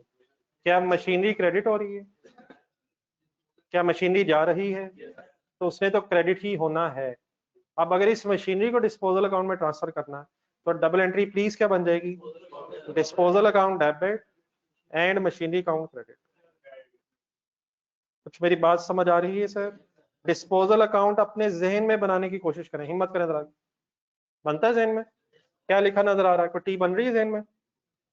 सर को जहन में टी बनी हुई है सर, उसके ऊपर क्या लिखा हुआ नजर आ रहा है? पहली एंट्री देखें, ये कैश किस तरफ लिखा नजर आएगा? कैश किस तरफ लिखा नजर आएगा? डिस्पोजल अकाउंट में। डिस्पोजल अकाउंट में, डिस्पोजल अकाउंट में डेबिट साइड पे कैश लिखा नजर नहीं आएगा। दोबारा पहली एंट्री गौर से देखें, कैश के लेजर में कैश किस तरफ लिखा नजर आएगा? डेबिट साइड पे। डिस्पोजल अकाउंट में कैश के रेफरेंस से फिगर क्रेडिट साइड पे आ रही होगी। दूसरी एंट्री को जरा अकाउंटेंट बन के गौर से घूरें जरा। डिस्पोजल अकाउंट में 360 किस रेफरेंस से नजर आ रहा होगा? किस तरफ नजर आ रहा होगा? और ऑब्वियसली मशीनरी का लेजर अगर आप बना रहे होंगे तो उसमें 360 क्रेडिट साइड पे नजर आ रहा होगा। तो what is the only objective of these entries? Disposal disposal words क्यों लगाए हैं? ताकि ये फिगर्स डिस्पोजल अकाउंट में ट्रांसफर हो जाए और कंपैरिजन से बात फाइनल हो जाए। लिखने की बारी अभी नहीं आई है। जहन में जो लेजर आपने बनाया है वो मजा नहीं आया, सही नहीं बनाया। जरा पहली एंट्री नीचे देखें और मुझे जरा पोस्टिंग करवाएं डिस्पोजल अकाउंट में। किस तरफ लिखूं डिस्पोजल अकाउंट में? रेफरेंस क्या आएगा? कैश। क्या कैश का लेजर नहीं बनेगा? बनेगा, लेकिन वो हमारे इस वक्त कंसर्न में नहीं है। सेकेंड एंट्री प्लीज देखें। सेकेंड एंट्री में डिस्पोजल अकाउंट में कितना आएगा? किस तरफ आएगा? किस रेफरेंस से आएगा? क्या मशीनरी के लेजर में फिगर नहीं जाएगी? यकीनन जाएगी, इंशाल्लाह सारे लेजर बनाएंगे जब जरूरत पड़ेगी। डिस्पोजल अकाउंट में मेरी फिगर जरा देख के तो बता सकते हैं 4 लाख की क्या एंट्री हुई भी है? जो नजर आए वो डेबिट। डिस्पोजल अकाउंट में कैश वाली क्या एंट्री नजर आ रही है? डिस्पोजल क्रेडिट है, कैश डेबिट है। सीधा करके बोलें, कैश डेबिट है, डिस्पोजल अकाउंट क्रेडिट है। और कंसंट्रेशन प्लीज डेबिट साइड पे। डिस्पोजल अकाउंट डेबिट है, मशीनरी अकाउंट क्रेडिट। तो क्या अब इनके कंपैरिजन से हमारे इस लेजर में कोई गेन या लॉस जो भी बनता है बन जाना चाहिए? कैश भी आ गया है, एसेट की डब्ल्यूडीवी भी आ गई है। यहाँ तक आप आ जाएं, देन फिर just like any other ledger, इस लेजर को मैं बैलेंस करके भी दिखाता हूँ। तो आप लोग भी पहले लेजर खोल लें और उसके नीचे एंट्रीज लिखें।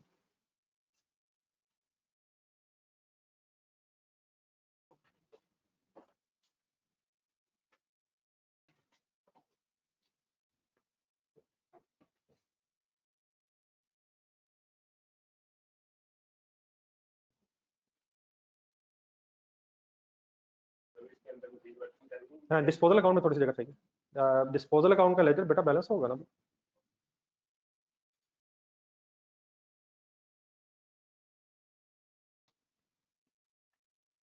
ये मैंने अभी आपके सामने पोस्टिंग की है, एंट्रीज को पोस्ट की है। सही कर रहा हूँ?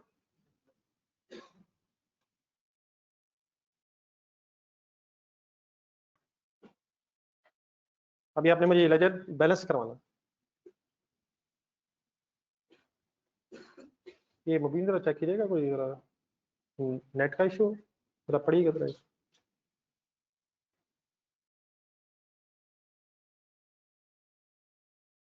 या स्पेसिफिक इशू? ये बेटा मेरा ख्याल है ये थोड़ा सा आपके अपने नेट का इशू आ रहा है जरा। थोड़ा सा रीज्वाइन करके जरा चेक करें, ये मैसेज कर दो जरा।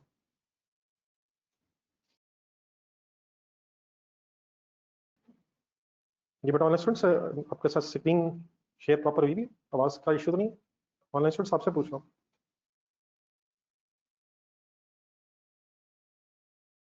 इस वक्त बेटा लग रहा है आपका कुछ स्पेसिफिकली अपना नेट का इशू आ रहा है, तो जरा 1 मिनट जरा अगर रीज्वाइन करके चेक कर रहे हैं।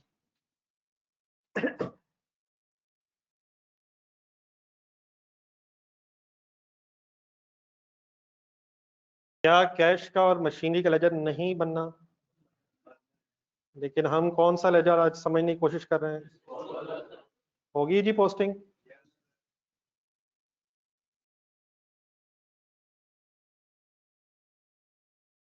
यहाँ तक प्लीज कंफ्यूजन।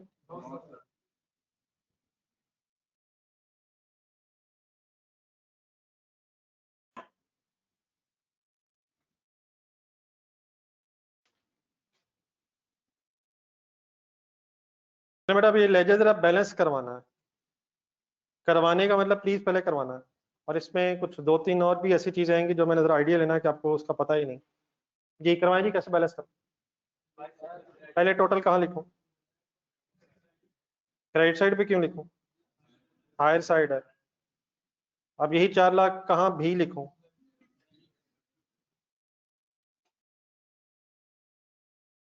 ये कौन सी साइड हैवी है? कौन सी साइड हायर है? कितनी हायर है? 40,000। अब कहाँ लिखूं? ये क्रेडिट बैलेंस है, ये डेबिट बैलेंस है? क्रेडिट बैलेंस है, ये डेबिट बैलेंस है? और यार डेबिट साइड पे लिखा हुआ है तो ये गलत बात है। वो तो लेजर बैलेंस करने के लिए लिखा है। Is it a credit balance और डेबिट बैलेंस? तो क्या कैश ज्यादा होने की वजह से ये बैलेंस है? तो क्रेडिट बैलेंस अगर डिस्पोजल अकाउंट में आ गया तो ये गेन की रिफ्लेक्शन होगी या लॉस की? लेकिन अगर for example let's assume for a sake of a discussion, 1 minute के लिए, एसेट की डब्ल्यूडीवी 5 लाख होती और 4 लाख कैश आया होता, तो अब ये लेजर कैसे मैं बैलेंस करता? किस तरफ डिफरेंस आता है? 1 लाख डेबिट बैलेंस आ रहा है, क्रेडिट बैलेंस आ रहा है? तो जो डेबिट बैलेंस अगर आना था तो फिर वो लॉस है। तो हमें कैसे पता चलेगा इस लेजर में गेन आ रहा है या लॉस आ रहा है? Credit balance will reflect gain on disposal. ना ना ना ना नो नो नो, सही कह रहे हो, गलती सही हो गया। Credit balance will reflect gain on disposal and debit balance will reflect loss on disposal. ये डेबिट बैलेंस है और ये तो डेबिट बैलेंस है, ये क्रेडिट साइड पे लिखा हुआ है। इस चक्कर में ना प्लीज मेरे फंसा लीजिएगा, मैंने बड़ी मुश्किल याद की है। प्लीज डेबिट बैलेंस है, क्रेडिट बैलेंस है ये? तो ये लॉस है, ये गेन है? गेन कब होगा आप बोले? जब जब जब जब क्रेडिट बैलेंस डिस्पोजल अकाउंट में किस साइड पे होगा? क्रेडिट बैलेंस डिस्पोजल अकाउंट में डेबिट साइड पे होगा। यहाँ तक ओके? जस्ट 1 मिनट जरा। देन डेफिनेटली बेटा इसको just like any other ledger अगर हम बैलेंस करना चाहे तो हम कर देंगे, लेकिन साथ अपनी याद दहानी के लिए क्या लिख लेंगे? ये गेन है और इस गेन ने भी ऑब्वियसली अगर डिस्पोजल अकाउंट में सॉल्व हो गया, प्रॉफिट एंड लॉस में ही जाना है। और प्रॉफिट एंड लॉस में किस तरफ जाना है? अदर इनकम में। एक सेकंड में जरा कंफ्यूजन ना कोई हो जाए काइंडली। क्या मेरी इस बात का मतलब ये है कि एंट्री करेंगे तो गेन कुछ और आएगा और लेजर बनाएंगे तो गेन कुछ और आएगा? गेन वही है, चाहे आप सिंपल कैलकुलेशन कर लें, ऊपर जो 40,000 निकाला था सिंपल कैलकुलेशन से भी आ सकता है, डबल एंट्री को बैलेंस करने से भी आ सकता है, और डिस्पोजल अकाउंट बनाने से भी आ सकता है। प्लीज ओके है सब कुछ? Any confusion in this balancing? लिख लें।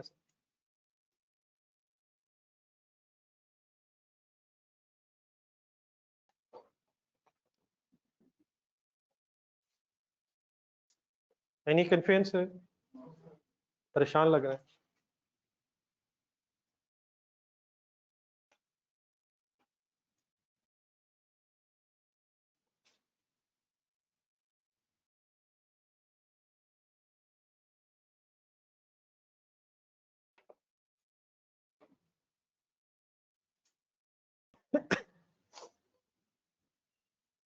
Please any confusion anywhere? Bar bar sir इस बहस ने इस टॉपिक के साथ साथ अगले टॉपिक्स में मिक्स होना है, तो मेरी पूरी ख्वाहिश होगी और आपकी भी होनी चाहिए कि ये चीजें सही तरह से समझ आ रही हों। क्या हम सब सेम पेज पे हैं सर? दो एंट्रीज ऑफ डिस्पोजल अकाउंट जरा सुना देंगे मुझे? सर मुझे सुनाए, बोलेंगे तो आवाज आएगी ना सर, कमाल हो गया। बल्कि सॉरी इस तरह करें जरा, ये मेरा डिस्पोजल अकाउंट देख के जरा सुनाए, कैश वाली एंट्री सुनाए जरा। कैश है डिस्पोजल क्रेडिट एंड दूसरी disposal debit and asset credit at cost at WDV at WDV। चलें आगे। चलें बेटा, यहाँ तक मैंने आपसे जो डिस्कस किया दैट इज ऊपर ढूंढना जरा नंबर 1 है। ये डिस्कशन करते हुए मैंने अज्यूम किया कि हमारा जो मशीनरी का अकाउंट था वो WDV पे था, लेकिन क्या हमारे एसेट का लेजर कॉस्ट पे भी हो सकता है? और अगर कॉस्ट पे होगा तो फिर एक्यूमुलेटेड एप्रिसिएशन का लेजर अलहदा आ रहा होगा। तो उस केस में फिर डिस्पोजल की काउंटिंग करते हुए हमें कुछ एक्स्ट्रा चैलेंजेस फेस करने पड़ेंगे। तो आए जरा point number 2, second situation. If suppose asset account is at cost, और इसको समझाने के लिए अब मैं एक नई एग्जांपल भी क्रिएट करना चाह रहा हूँ। गेन वाली जरा बात हो गई है तो जरा बीच में कोई लॉस वाली बात भी कर लेते हैं। मीन्स से अब ये मेरी यहाँ से जो ऑनवर्ड डिस्कशन है उसके लिए मैं वर्किंग भी नहीं कर रहा हूँ। दोबारा मैं चाहूंगा आपके सामने जरा लेजर्स आ जाते हैं। देख लिया हेडिंग यहाँ पे? तो जस्ट एक मिनट, जरा ये वाली जो बात है मैं जरा बिल्कुल जरा जीरो से स्टार्ट करता हूँ। जीरो से इन सेंस मैं जरा सेकंड इफेक्ट्स भी सारे आपको जरा दिखा दूँ कि बाद में ऐसी परेशानी ना रहे। तो आप भी चलें, एक मशीनरी अकाउंट खोलें अपने पेज के लेफ्ट राइट साइड पे। इस तरह से मैं लिखने की कोशिश कर रहा हूँ और ऑपोजिट साइड पे एक्यूमुलेटेड एप्रिसिएशन। अगर एक्यूमुलेटेड एप्रिसिएशन का लेजर बन रहा है तो क्या फिर एसेट अकाउंट कॉस्ट पे होगा?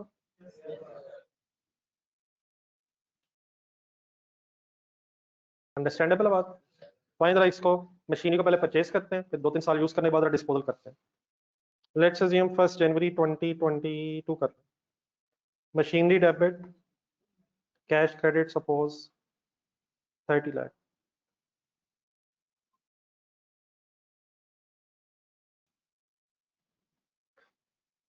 एक साल सपोज गुजर गया,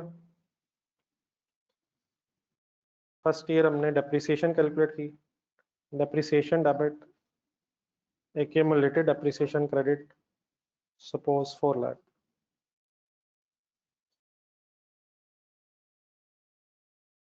लिख के तरफ फर्स्ट ईयर क्लोज कर लो।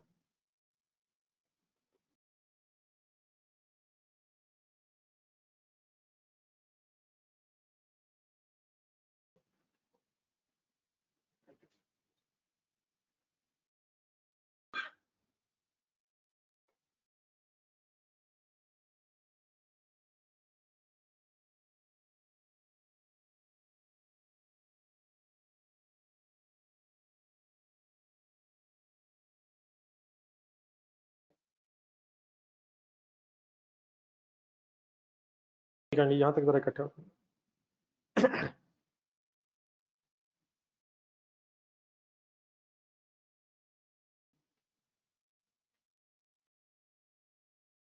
कंफ्यूजन जी?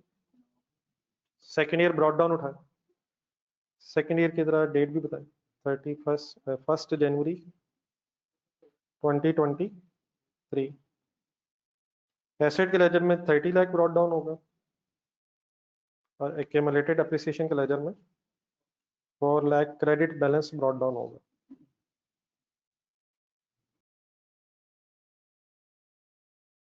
यही ऑनलाइन स्टूडेंट्स, ओके। एक साल सपोज और एंड हो गया 2023 पे, depreciation debit accumulated appreciation credit. Let's assume मैं फिगर में चेंज कर रहा हूँ, सपोज को रिड्यूसिंग बैलेंस मेथड टाइप चीज, सपोज 3,50,000। क्या जरूरी है हर साल डेप्रिसिएशन सेम हो? मेथड्स डिफरेंट होने की वजह से, डिफरेंट मेथड्स होने की वजह से फिगर्स डिफरेंट हो सकती हैं। क्लोज करेंगे दूसरा साल।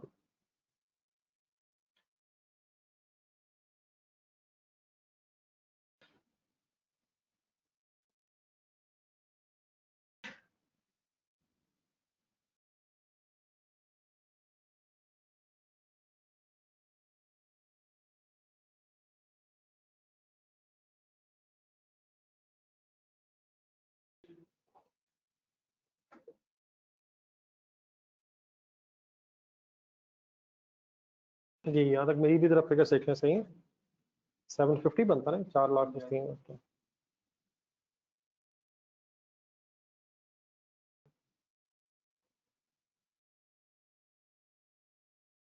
बस थर्ड ईयर के स्टार्ट में बस ब्रॉड डाउन उठाना होगा 1 जनवरी 2024।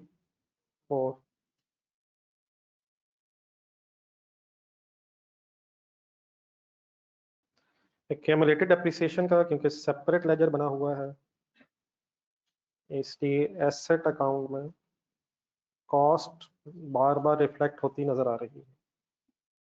ये 1 जनवरी 2024 तक काइंडली मेरे साथ जरा फिगर्स मैच करके इकट्ठे हो जाएगा।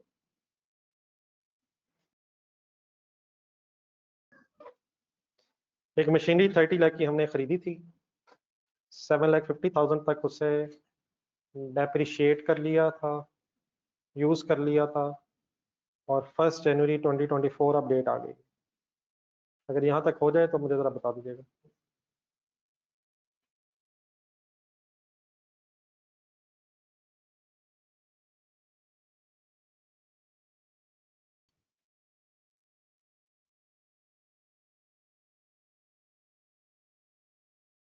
चीज़ें साथ साथ सभी कवर करनी पड़ती हैं। प्रॉब्लम तभी बनता है अगर पढ़ाई में इनकन्सिस्टेंसी हो जाए।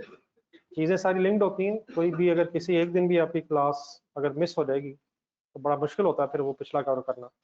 तो पूरी कोशिश होनी चाहिए कि हमेशा क्लास टाइम पे आए, टाइम पे पूरा टाइम फुल कंसंट्रेशन से बैठें। छुट्टी अपनी चॉइस से ना हो, बाकी इंसान है कभी कभी हो सकती है और उसको भी फिर कवर करने की कोशिश करनी चाहिए, वरना वो छोटी छोटी चीज़ें जो सही तरह क्लियर ना हो फिर अगले टॉपिक्स में भी जाकर डिस्टर्ब करती हैं। तो what is the most important thing फिलहाल कि आप रेगुलरिटी अपनी इंश्योर करें, ठीक है। और थ्रू आउट द सेशन कभी भी इंटेंशनली जानबूझ के कोई छुट्टी नहीं होनी चाहिए। डन है सर? Done sir. अब इसने करना आपने ये है कि बल्कि पहला तो काम तो इस वक्त ये करना है कि अब लिखना कुछ नहीं है। लेट्स अज्यूम 2 साल गुजरे और ये सिचुएशन थी। सपोज अब आप नहीं लिख रहे please. This machine is sold for rupees.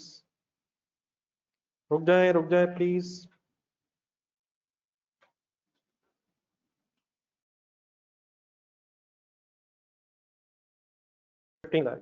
चलो 15,40,000। Suppose this machine is sold for rupees 15,40,000 in cash on 1 January 2024। पहले यहां तक जरा बोर्ड पे मेरी फिगर देखें जरा। ये कितने वाली मशीन कितने की बेच दी है 1 जनवरी 2024 को? नहीं अब 30 लाख वाली तो नहीं है,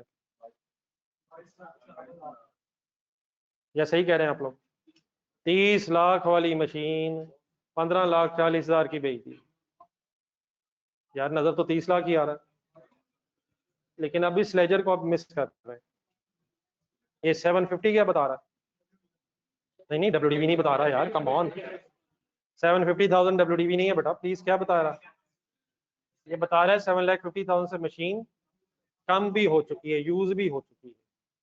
तो वंस अगेन चाहे लेजर अलग बनाओ, कंपैरिजन गेन लॉस का गेन लॉस कैलकुलेट करने के लिए कंपेयर किसे करेंगे? WDV और कैश को। लेकिन अब यहाँ WDV बनी बनाई नहीं मिल रही, WDV बनानी पड़ेगी। कैलकुलेटर उठाएं। What is 30 lakh? What is 750,000? तो व्हाट इज द WDV? 22,50,000। तो अभी भी मेरे क्वेश्चन का आंसर देते हुए आप क्या कहेंगे? 22,50,000 वाली मशीन 15,40,000 पे सेल हुई। तो लेजर्स अलहदा बने हो वो एक अलहदा बहस है, वो तो हमारा अपना अकाउंटिंग ट्रीटमेंट है। वरना ये मशीन अब 22,50,000 की थी जब 15,40,000 की बिकी है। तो क्या गेन हो रहा है लॉस हो रहा है? बताएं कितना हो रहा है? 7,10,000 का लॉस ऑन डिस्पोजल। यहाँ तक ओके प्लीज? यहाँ तक अब आपने भी नोट करना है, लेकिन करना ये है कि मैंने भी ये थर्ड ईयर का लेजर भी कंप्लीट करना है। तो थर्ड ईयर का लेजर लेकिन कंप्लीट करना है, उसके लिए पहले हमें आगे वर्किंग करनी है। तो थोड़ी स्पेस रखिएगा, 3-4 लाइनें, 3-4 गिन के जरा लाइनें, 4-5 रखना, बल्कि लेजर में 5 लाइनें रख के फिर अगला ये सेंटेंस नीचे लिखना आपने, जिस तरह मैंने जरा कोशिश की है। इस थर्ड ईयर के लेजर को हमने कंप्लीट करना है, 5-6 हो जाए, खुला रखना जरा, कोई एक्स्ट्रा लाइन बच जाए खैर है, तो स्पेस रख के काइंडली फिर नीचे ये सेंटेंस लिखा जो भी मैंने लिखा था।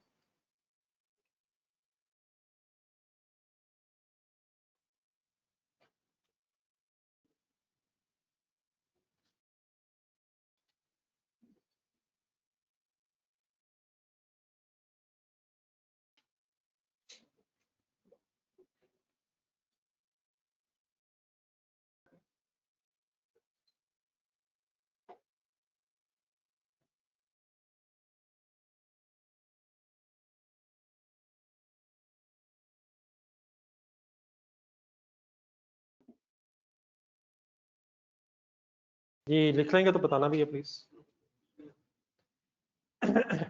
जी ऑनलाइन स्टूडेंट्स नोटेड है प्लीज।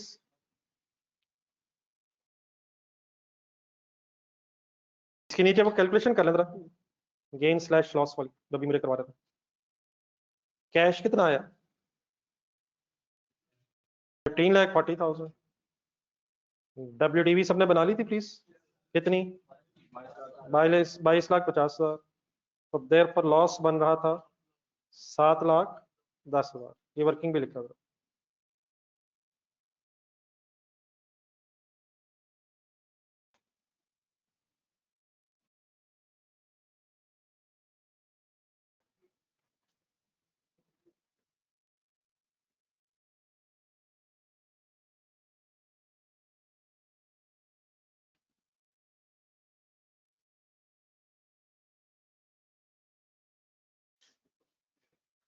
एनी क्वेश्चन प्लीज यहाँ तक? 7-10 ओके है। Why it is loss? Sale proceeds is less than WDV। Vice versa भी कह सकते हैं, WDV is more than sale proceed. Sale proceeds किसे कहते हैं? तो cash is less than the WDV, therefore हमें 7,10,000 का डिस्पोजल पे लॉस हो रहा है। ठीक हो गया सर यहाँ तक? अब बेटा ये जो लॉस है, इससे वंस अगेन इस लॉस को रिकॉर्ड करने के लिए हमने इसका अकाउंटिंग ट्रीटमेंट करना है। जिस तरह थोड़ा सा ऊपर देखें जरा, जो ओरिजिनल पहले थोड़ी देर पहले एक डिस्पोजल की एग्जांपल चल रही थी, उसमें कोई अकाउंटिंग ट्रीटमेंट किया हमने? सर जी किया है सर। अब सिर्फ बस डिफरेंस ये है कि वहां एसेट अकाउंट WDV पे रख के सोचा है, लेकिन यहाँ एसेट अकाउंट अब कॉस्ट पे है। तो वंस अगेन कंपाउंड एंट्री में भी लॉस आ सकता है और डिस्पोजल अकाउंट बना के भी ये गेन लॉस कैलकुलेट हो सकता है। यहाँ पहले मैं जरा डिस्पोजल अकाउंट की बात करूंगा, फिर वो कंपाउंड एंट्री की तरफ जाऊंगा। तो सपोज इस सिचुएशन में एग्जामिनर ने हमसे डिस्पोजल अकाउंट मांगा है, तो एक काइंडली जरा डिस्पोजल अकाउंट लिख के एक लेजर खोल लग रहा। What is the objective of this disposal account?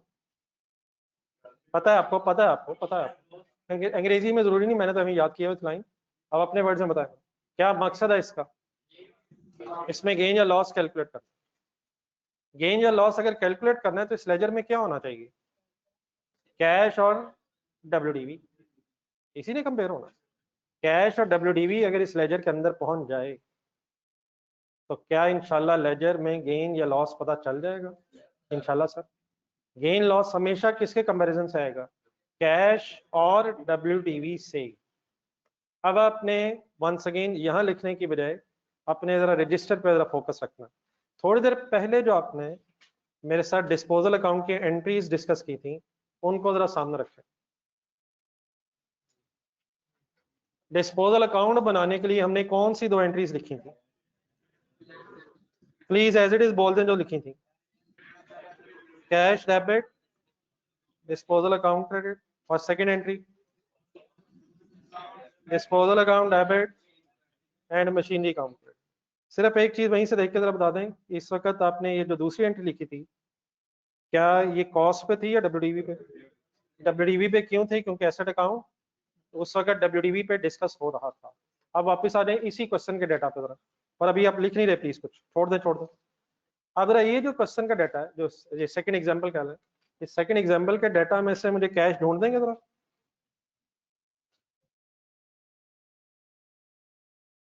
इस सिचुएशन में कैश कितना है? तो cash debit 15,40,000, and disposal account credit 15,40,000। First entry तो एज इट इज हो गई सर। दूसरी एंट्री की तरफ फिगर्स बताएं, देख के बताएं, आपके पास लिखी हुई है। अभी अभी अब जो सेकंड सिनेरियो हो गया, मशीनरी कितने की थी? अब 22,50,000 पे क्रेडिट करो। थोड़ी देर पहले तो WDV पे ही क्रेडिट कर रहे थे। अब ये एक इंपॉर्टेंट इशू है, इसको अगर आपने गौर से समझ के सुन के हजम कर लिया तो बात खत्म है हमारी। जब हम फर्स्ट एग्जांपल देख रहे थे उसमें एसेट अकाउंट WDV पे था, तो अगर इस केस में भी मैं ये एंट्री WDV से करूं तो मसला क्या है? बोर्ड पे देख रहे हैं आप, बोर्ड पे देख रहे हैं आप, एसेट अकाउंट जेन में लाए जरा। मैं अगर 2250,000 से ये दूसरी एंट्री करूं, क्या इस एंट्री का इफेक्ट मेरी मशीनरी के लेजर में जाएगा? डिस्पोजल अकाउंट में भी यकीन जाएगा, लेकिन क्या इसका इफेक्ट मशीनरी के लेजर में जाएगा? कितना जाएगा? तो अगर फॉर एग्जांपल मैं इसे मशीनरी के लेजर में 2250,000 ही लिखूं, डेबिट साइड पे लिखूंगा या क्रेडिट साइड पे? डेबिट साइड पे या क्रेडिट साइड पे? डिस्पोजल अकाउंट डेबिट है, मशीनरी अकाउंट क्रेडिट है। अगर इस केस में मैं ये WDV पे एंट्री करूंगा तो मशीनरी के लेजर में WDV भी जाएगी और 2250,000 जानने से डिस्पोजल का रेफरेंस तो आ जाएगा, सही जगह लिख रहा हूं, लेकिन मेरा एसेट फुली जीरो नहीं होगा। क्या इस एसेट को बेच दिया हमने? सर क्या इस एसेट को बेच दिया है? क्या बेचने के बाद ये मशीन हमारी बुक्स में होनी चाहिए? कितना बैलेंस इसका होना चाहिए? जीरो। तो जीरो क्यों नहीं हो रहा? क्योंकि डेबिट साइड पे कॉस्ट लिखी हुई है और क्रेडिट्स लेफ्ट साइड नहीं, डॉक्टर्स नहीं प्लीज, डेबिट साइड पे कॉस्ट लिखी हुई है और क्रेडिट साइड पे WDV लिखी हुई है। तो हमें इस केस में जब एसेट अकाउंट कॉस्ट पे है तो WDV से एंट्री नहीं करनी है। अगर WDV से एंट्री करनी है, की आपने, तो एसेट पूरा खत्म हमारी बुक्स में नहीं होगा। मजबूरन हमें ये एंट्री किस पे करनी पड़ रही है? तो किस सिचुएशन में आप disposal debit machinery credit cost से एंट्री किया करेंगे और किस सिचुएशन में ये एंट्री WDV पे किया करेंगे? प्लीज सर, सवाल कर बैठा हूं सर।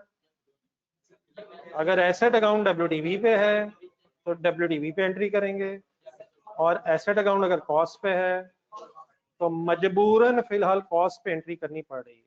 ये मजबूरन बात समझ आती है? असूलन एसेट क्रेडिट होना चाहिए WDV से ही, लेकिन टेंशन ना लें, बिल्कुल रिलैक्स रहें। क्या आपको पता है अगर एसेट कॉस्ट पे हो तो WDV कैसे बन जाती है? मेरा सवाल रिपीट करें, क्या बोला मैंने? अगर एसेट कॉस्ट पे हो तो WDV कैसे बन जाती है? एक्यूमुलेटेड एप्रिसिएशन लेस करके इंशाल्लाह बन जाएगी। डिस्पोजल का गेन लॉस हमेशा WDV और कैश के कंपैरिजन से ही आना, लेकिन इस सिचुएशन में अब प्रॉब्लम यह है कि एसेट अकाउंट कॉस्ट पे है, देयरफॉर हमें एसेट का लेजर कॉस्ट पे क्रेडिट करना पड़ेगा। हाँ, इस कॉस्ट को WDV बनाने के लिए हमें फिर एक एक्यूमुलेटेड डेप्रिसिएशन वाली एडजस्टमेंट भी करनी पड़ेगी, तो अभी शायद एक एक्स्ट्रा एडजस्टमेंट रहती है। दोबारा अपनी पहली दो एंट्रीज देखें जो पिछले पेज में, वहां हमारा मसला सिर्फ दो एंट्रीज से क्यों हल हो गया? कैश लिखा हमने, एसेट WDV पे है, WDV से एंट्री की, बात खत्म हो गई। लेकिन यहाँ WDV बनानी पड़ेगी, तो इनिशियली मैंने कॉस्ट एंट्री तो कर दी है, उसकी भी टेंशन न लें। WDV कैसे बनेगी इंशाल्लाह भी बना लेंगे, लेकिन पहले अब यहाँ तक जरा लेजर भी खोल लें और दो एंट्रीज भी लिख लें। आई होप कि मैं बहुत ज्यादा तंग नहीं कर रहा, थोड़ा बहुत तो कर रहा हूँ और थोड़ा बहुत तो होना चाहिए भी। मेरी बात क्लियर हो रही है सारी? इस सिचुएशन में एसेट WDV से क्रेडिट होता है जब एसेट अकाउंट WDV पे हो, और किस सिचुएशन में WDV की बजाय कॉस्ट पे होता है? जब वो कॉस्ट पे हो। फिलहाल तो यही बात हुई है, ये लिखा है यहाँ पे।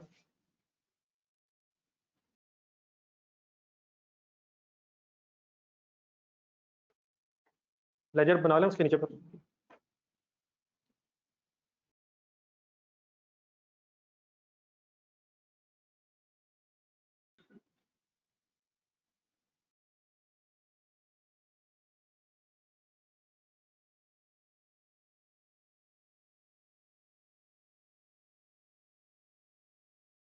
जी सर, क्लियर है सर? इन दो एंट्रीज को अपोज करें डिस्पोजल अकाउंट में।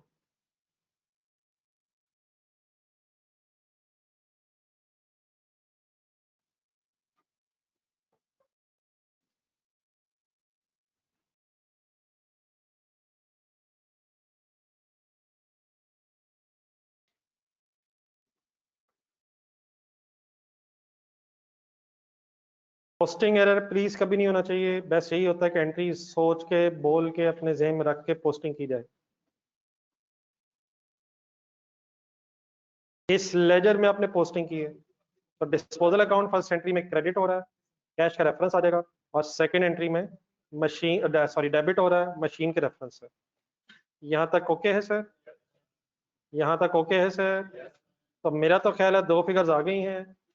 अब इस लेजर को बैलेंस करके गेन लॉस आ जाना चाहिए। सर पिछला लेजर देखें डिस्पोजल अकाउंट का थोड़ी देर पहले जो बनाया, सर देखें तो सही, कमाल हो गया सर, एक मिनट देखें तो सही।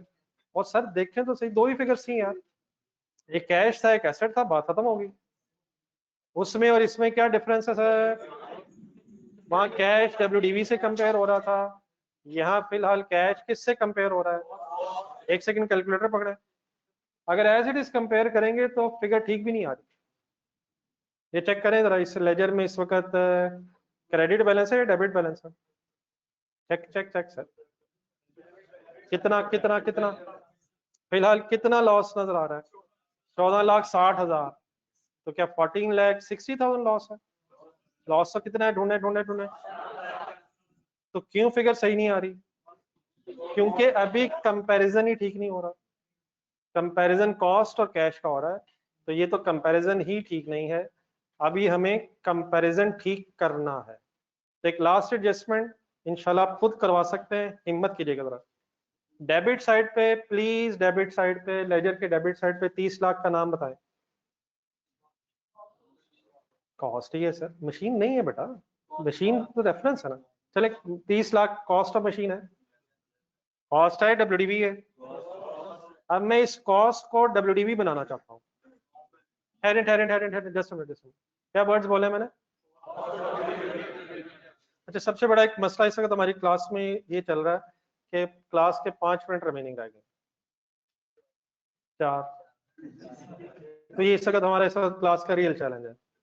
हालांकि घड़ी मेरे सामने है बड़ी वाली, लेकिन टाइम मेरे से ज्यादा सबको पता है। तो प्लीज ये जो रिमेनिंग टाइम है ये दो तरह से गुजर सकता है।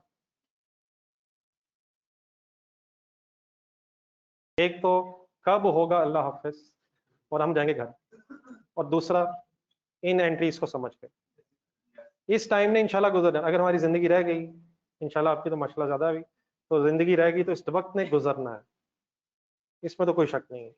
अब प्लीज मेरा ख्याल इससे पहले कि हम कोई बहस शुरू करें, प्लीज हेल्प मी से कैसे गुजार लें एक एक सेकंड गिन के। मैंने कल भी आपसे रिक्वेस्ट की थी, बताया था कि जब भी एक्स्ट्रा टाइम होगा पहले बताऊंगा, तो इंशाल्लाह आज भी एक्स्ट्रा टाइम नहीं होगा। जहां तक डिस्कस हो जाएगा वहीं तक इंशाल्लाह अल्लाह हाफिज कह देंगे, बाकी कल पढ़ेंगे। सारा फोकस प्लीज किस पे है? समझने पे। यहाँ भी टाइम है, पहले भी पता था आपको, लेकिन वो ज्यादा मुश्किल है देखना।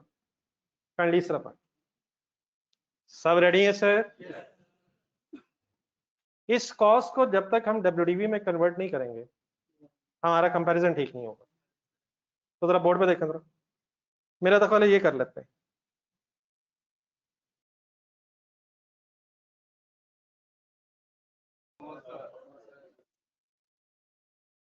आई होप कि इसे जुल्म के अलावा और कुछ नहीं कहा जा सकता।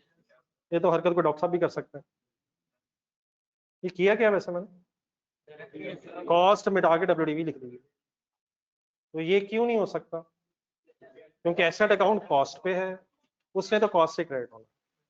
तो ये तो जुल्म नहीं हो सकता, चाहे क्लास का एंड भी हो। क्या कोई और तरीका है इस कॉस्ट को डब्ल्यूडीवी में कन्वर्ट करने का? कॉस्ट इस वक्त डेबिट साइड पे आ रही है,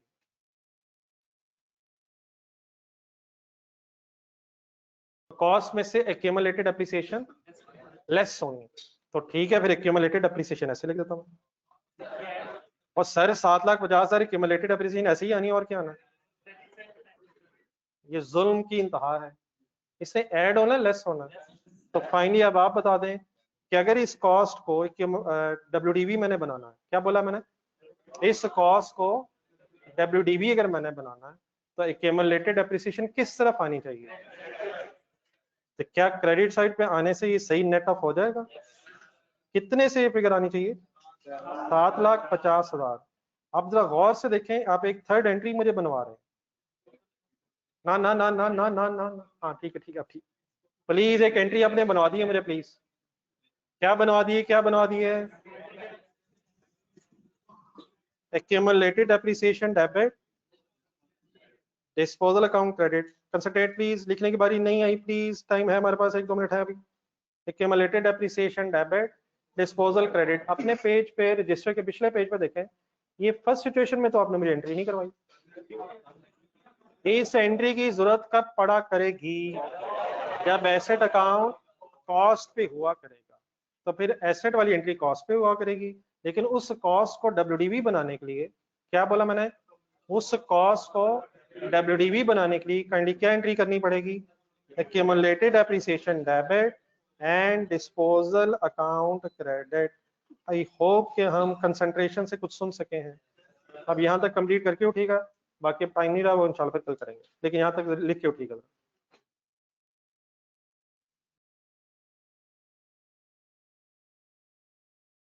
जी बड़ा ऑनलाइन स्टूडेंट्स प्लीज, क्लियरेंस जी।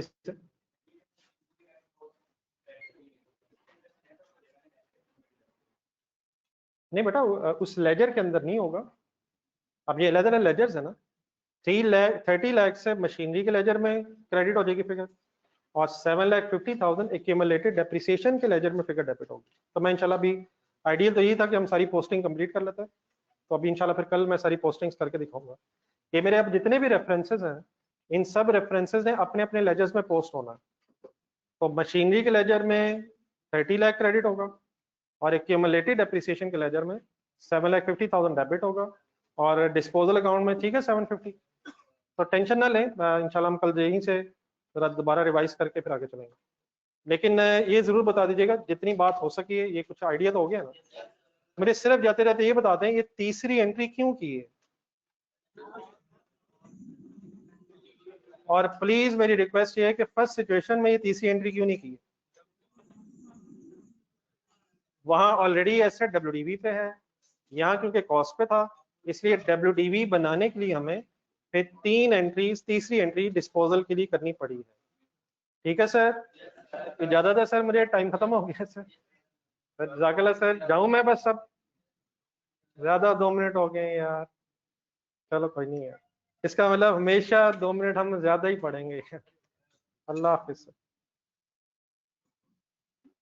थोड़ा सा अच्छा होमवर्क अभी नहीं है, लेकिन काइंडली जो आज पढ़ा गया इसे रिवाइज करके आना चाहिए कल। अल्लाह हाफिज।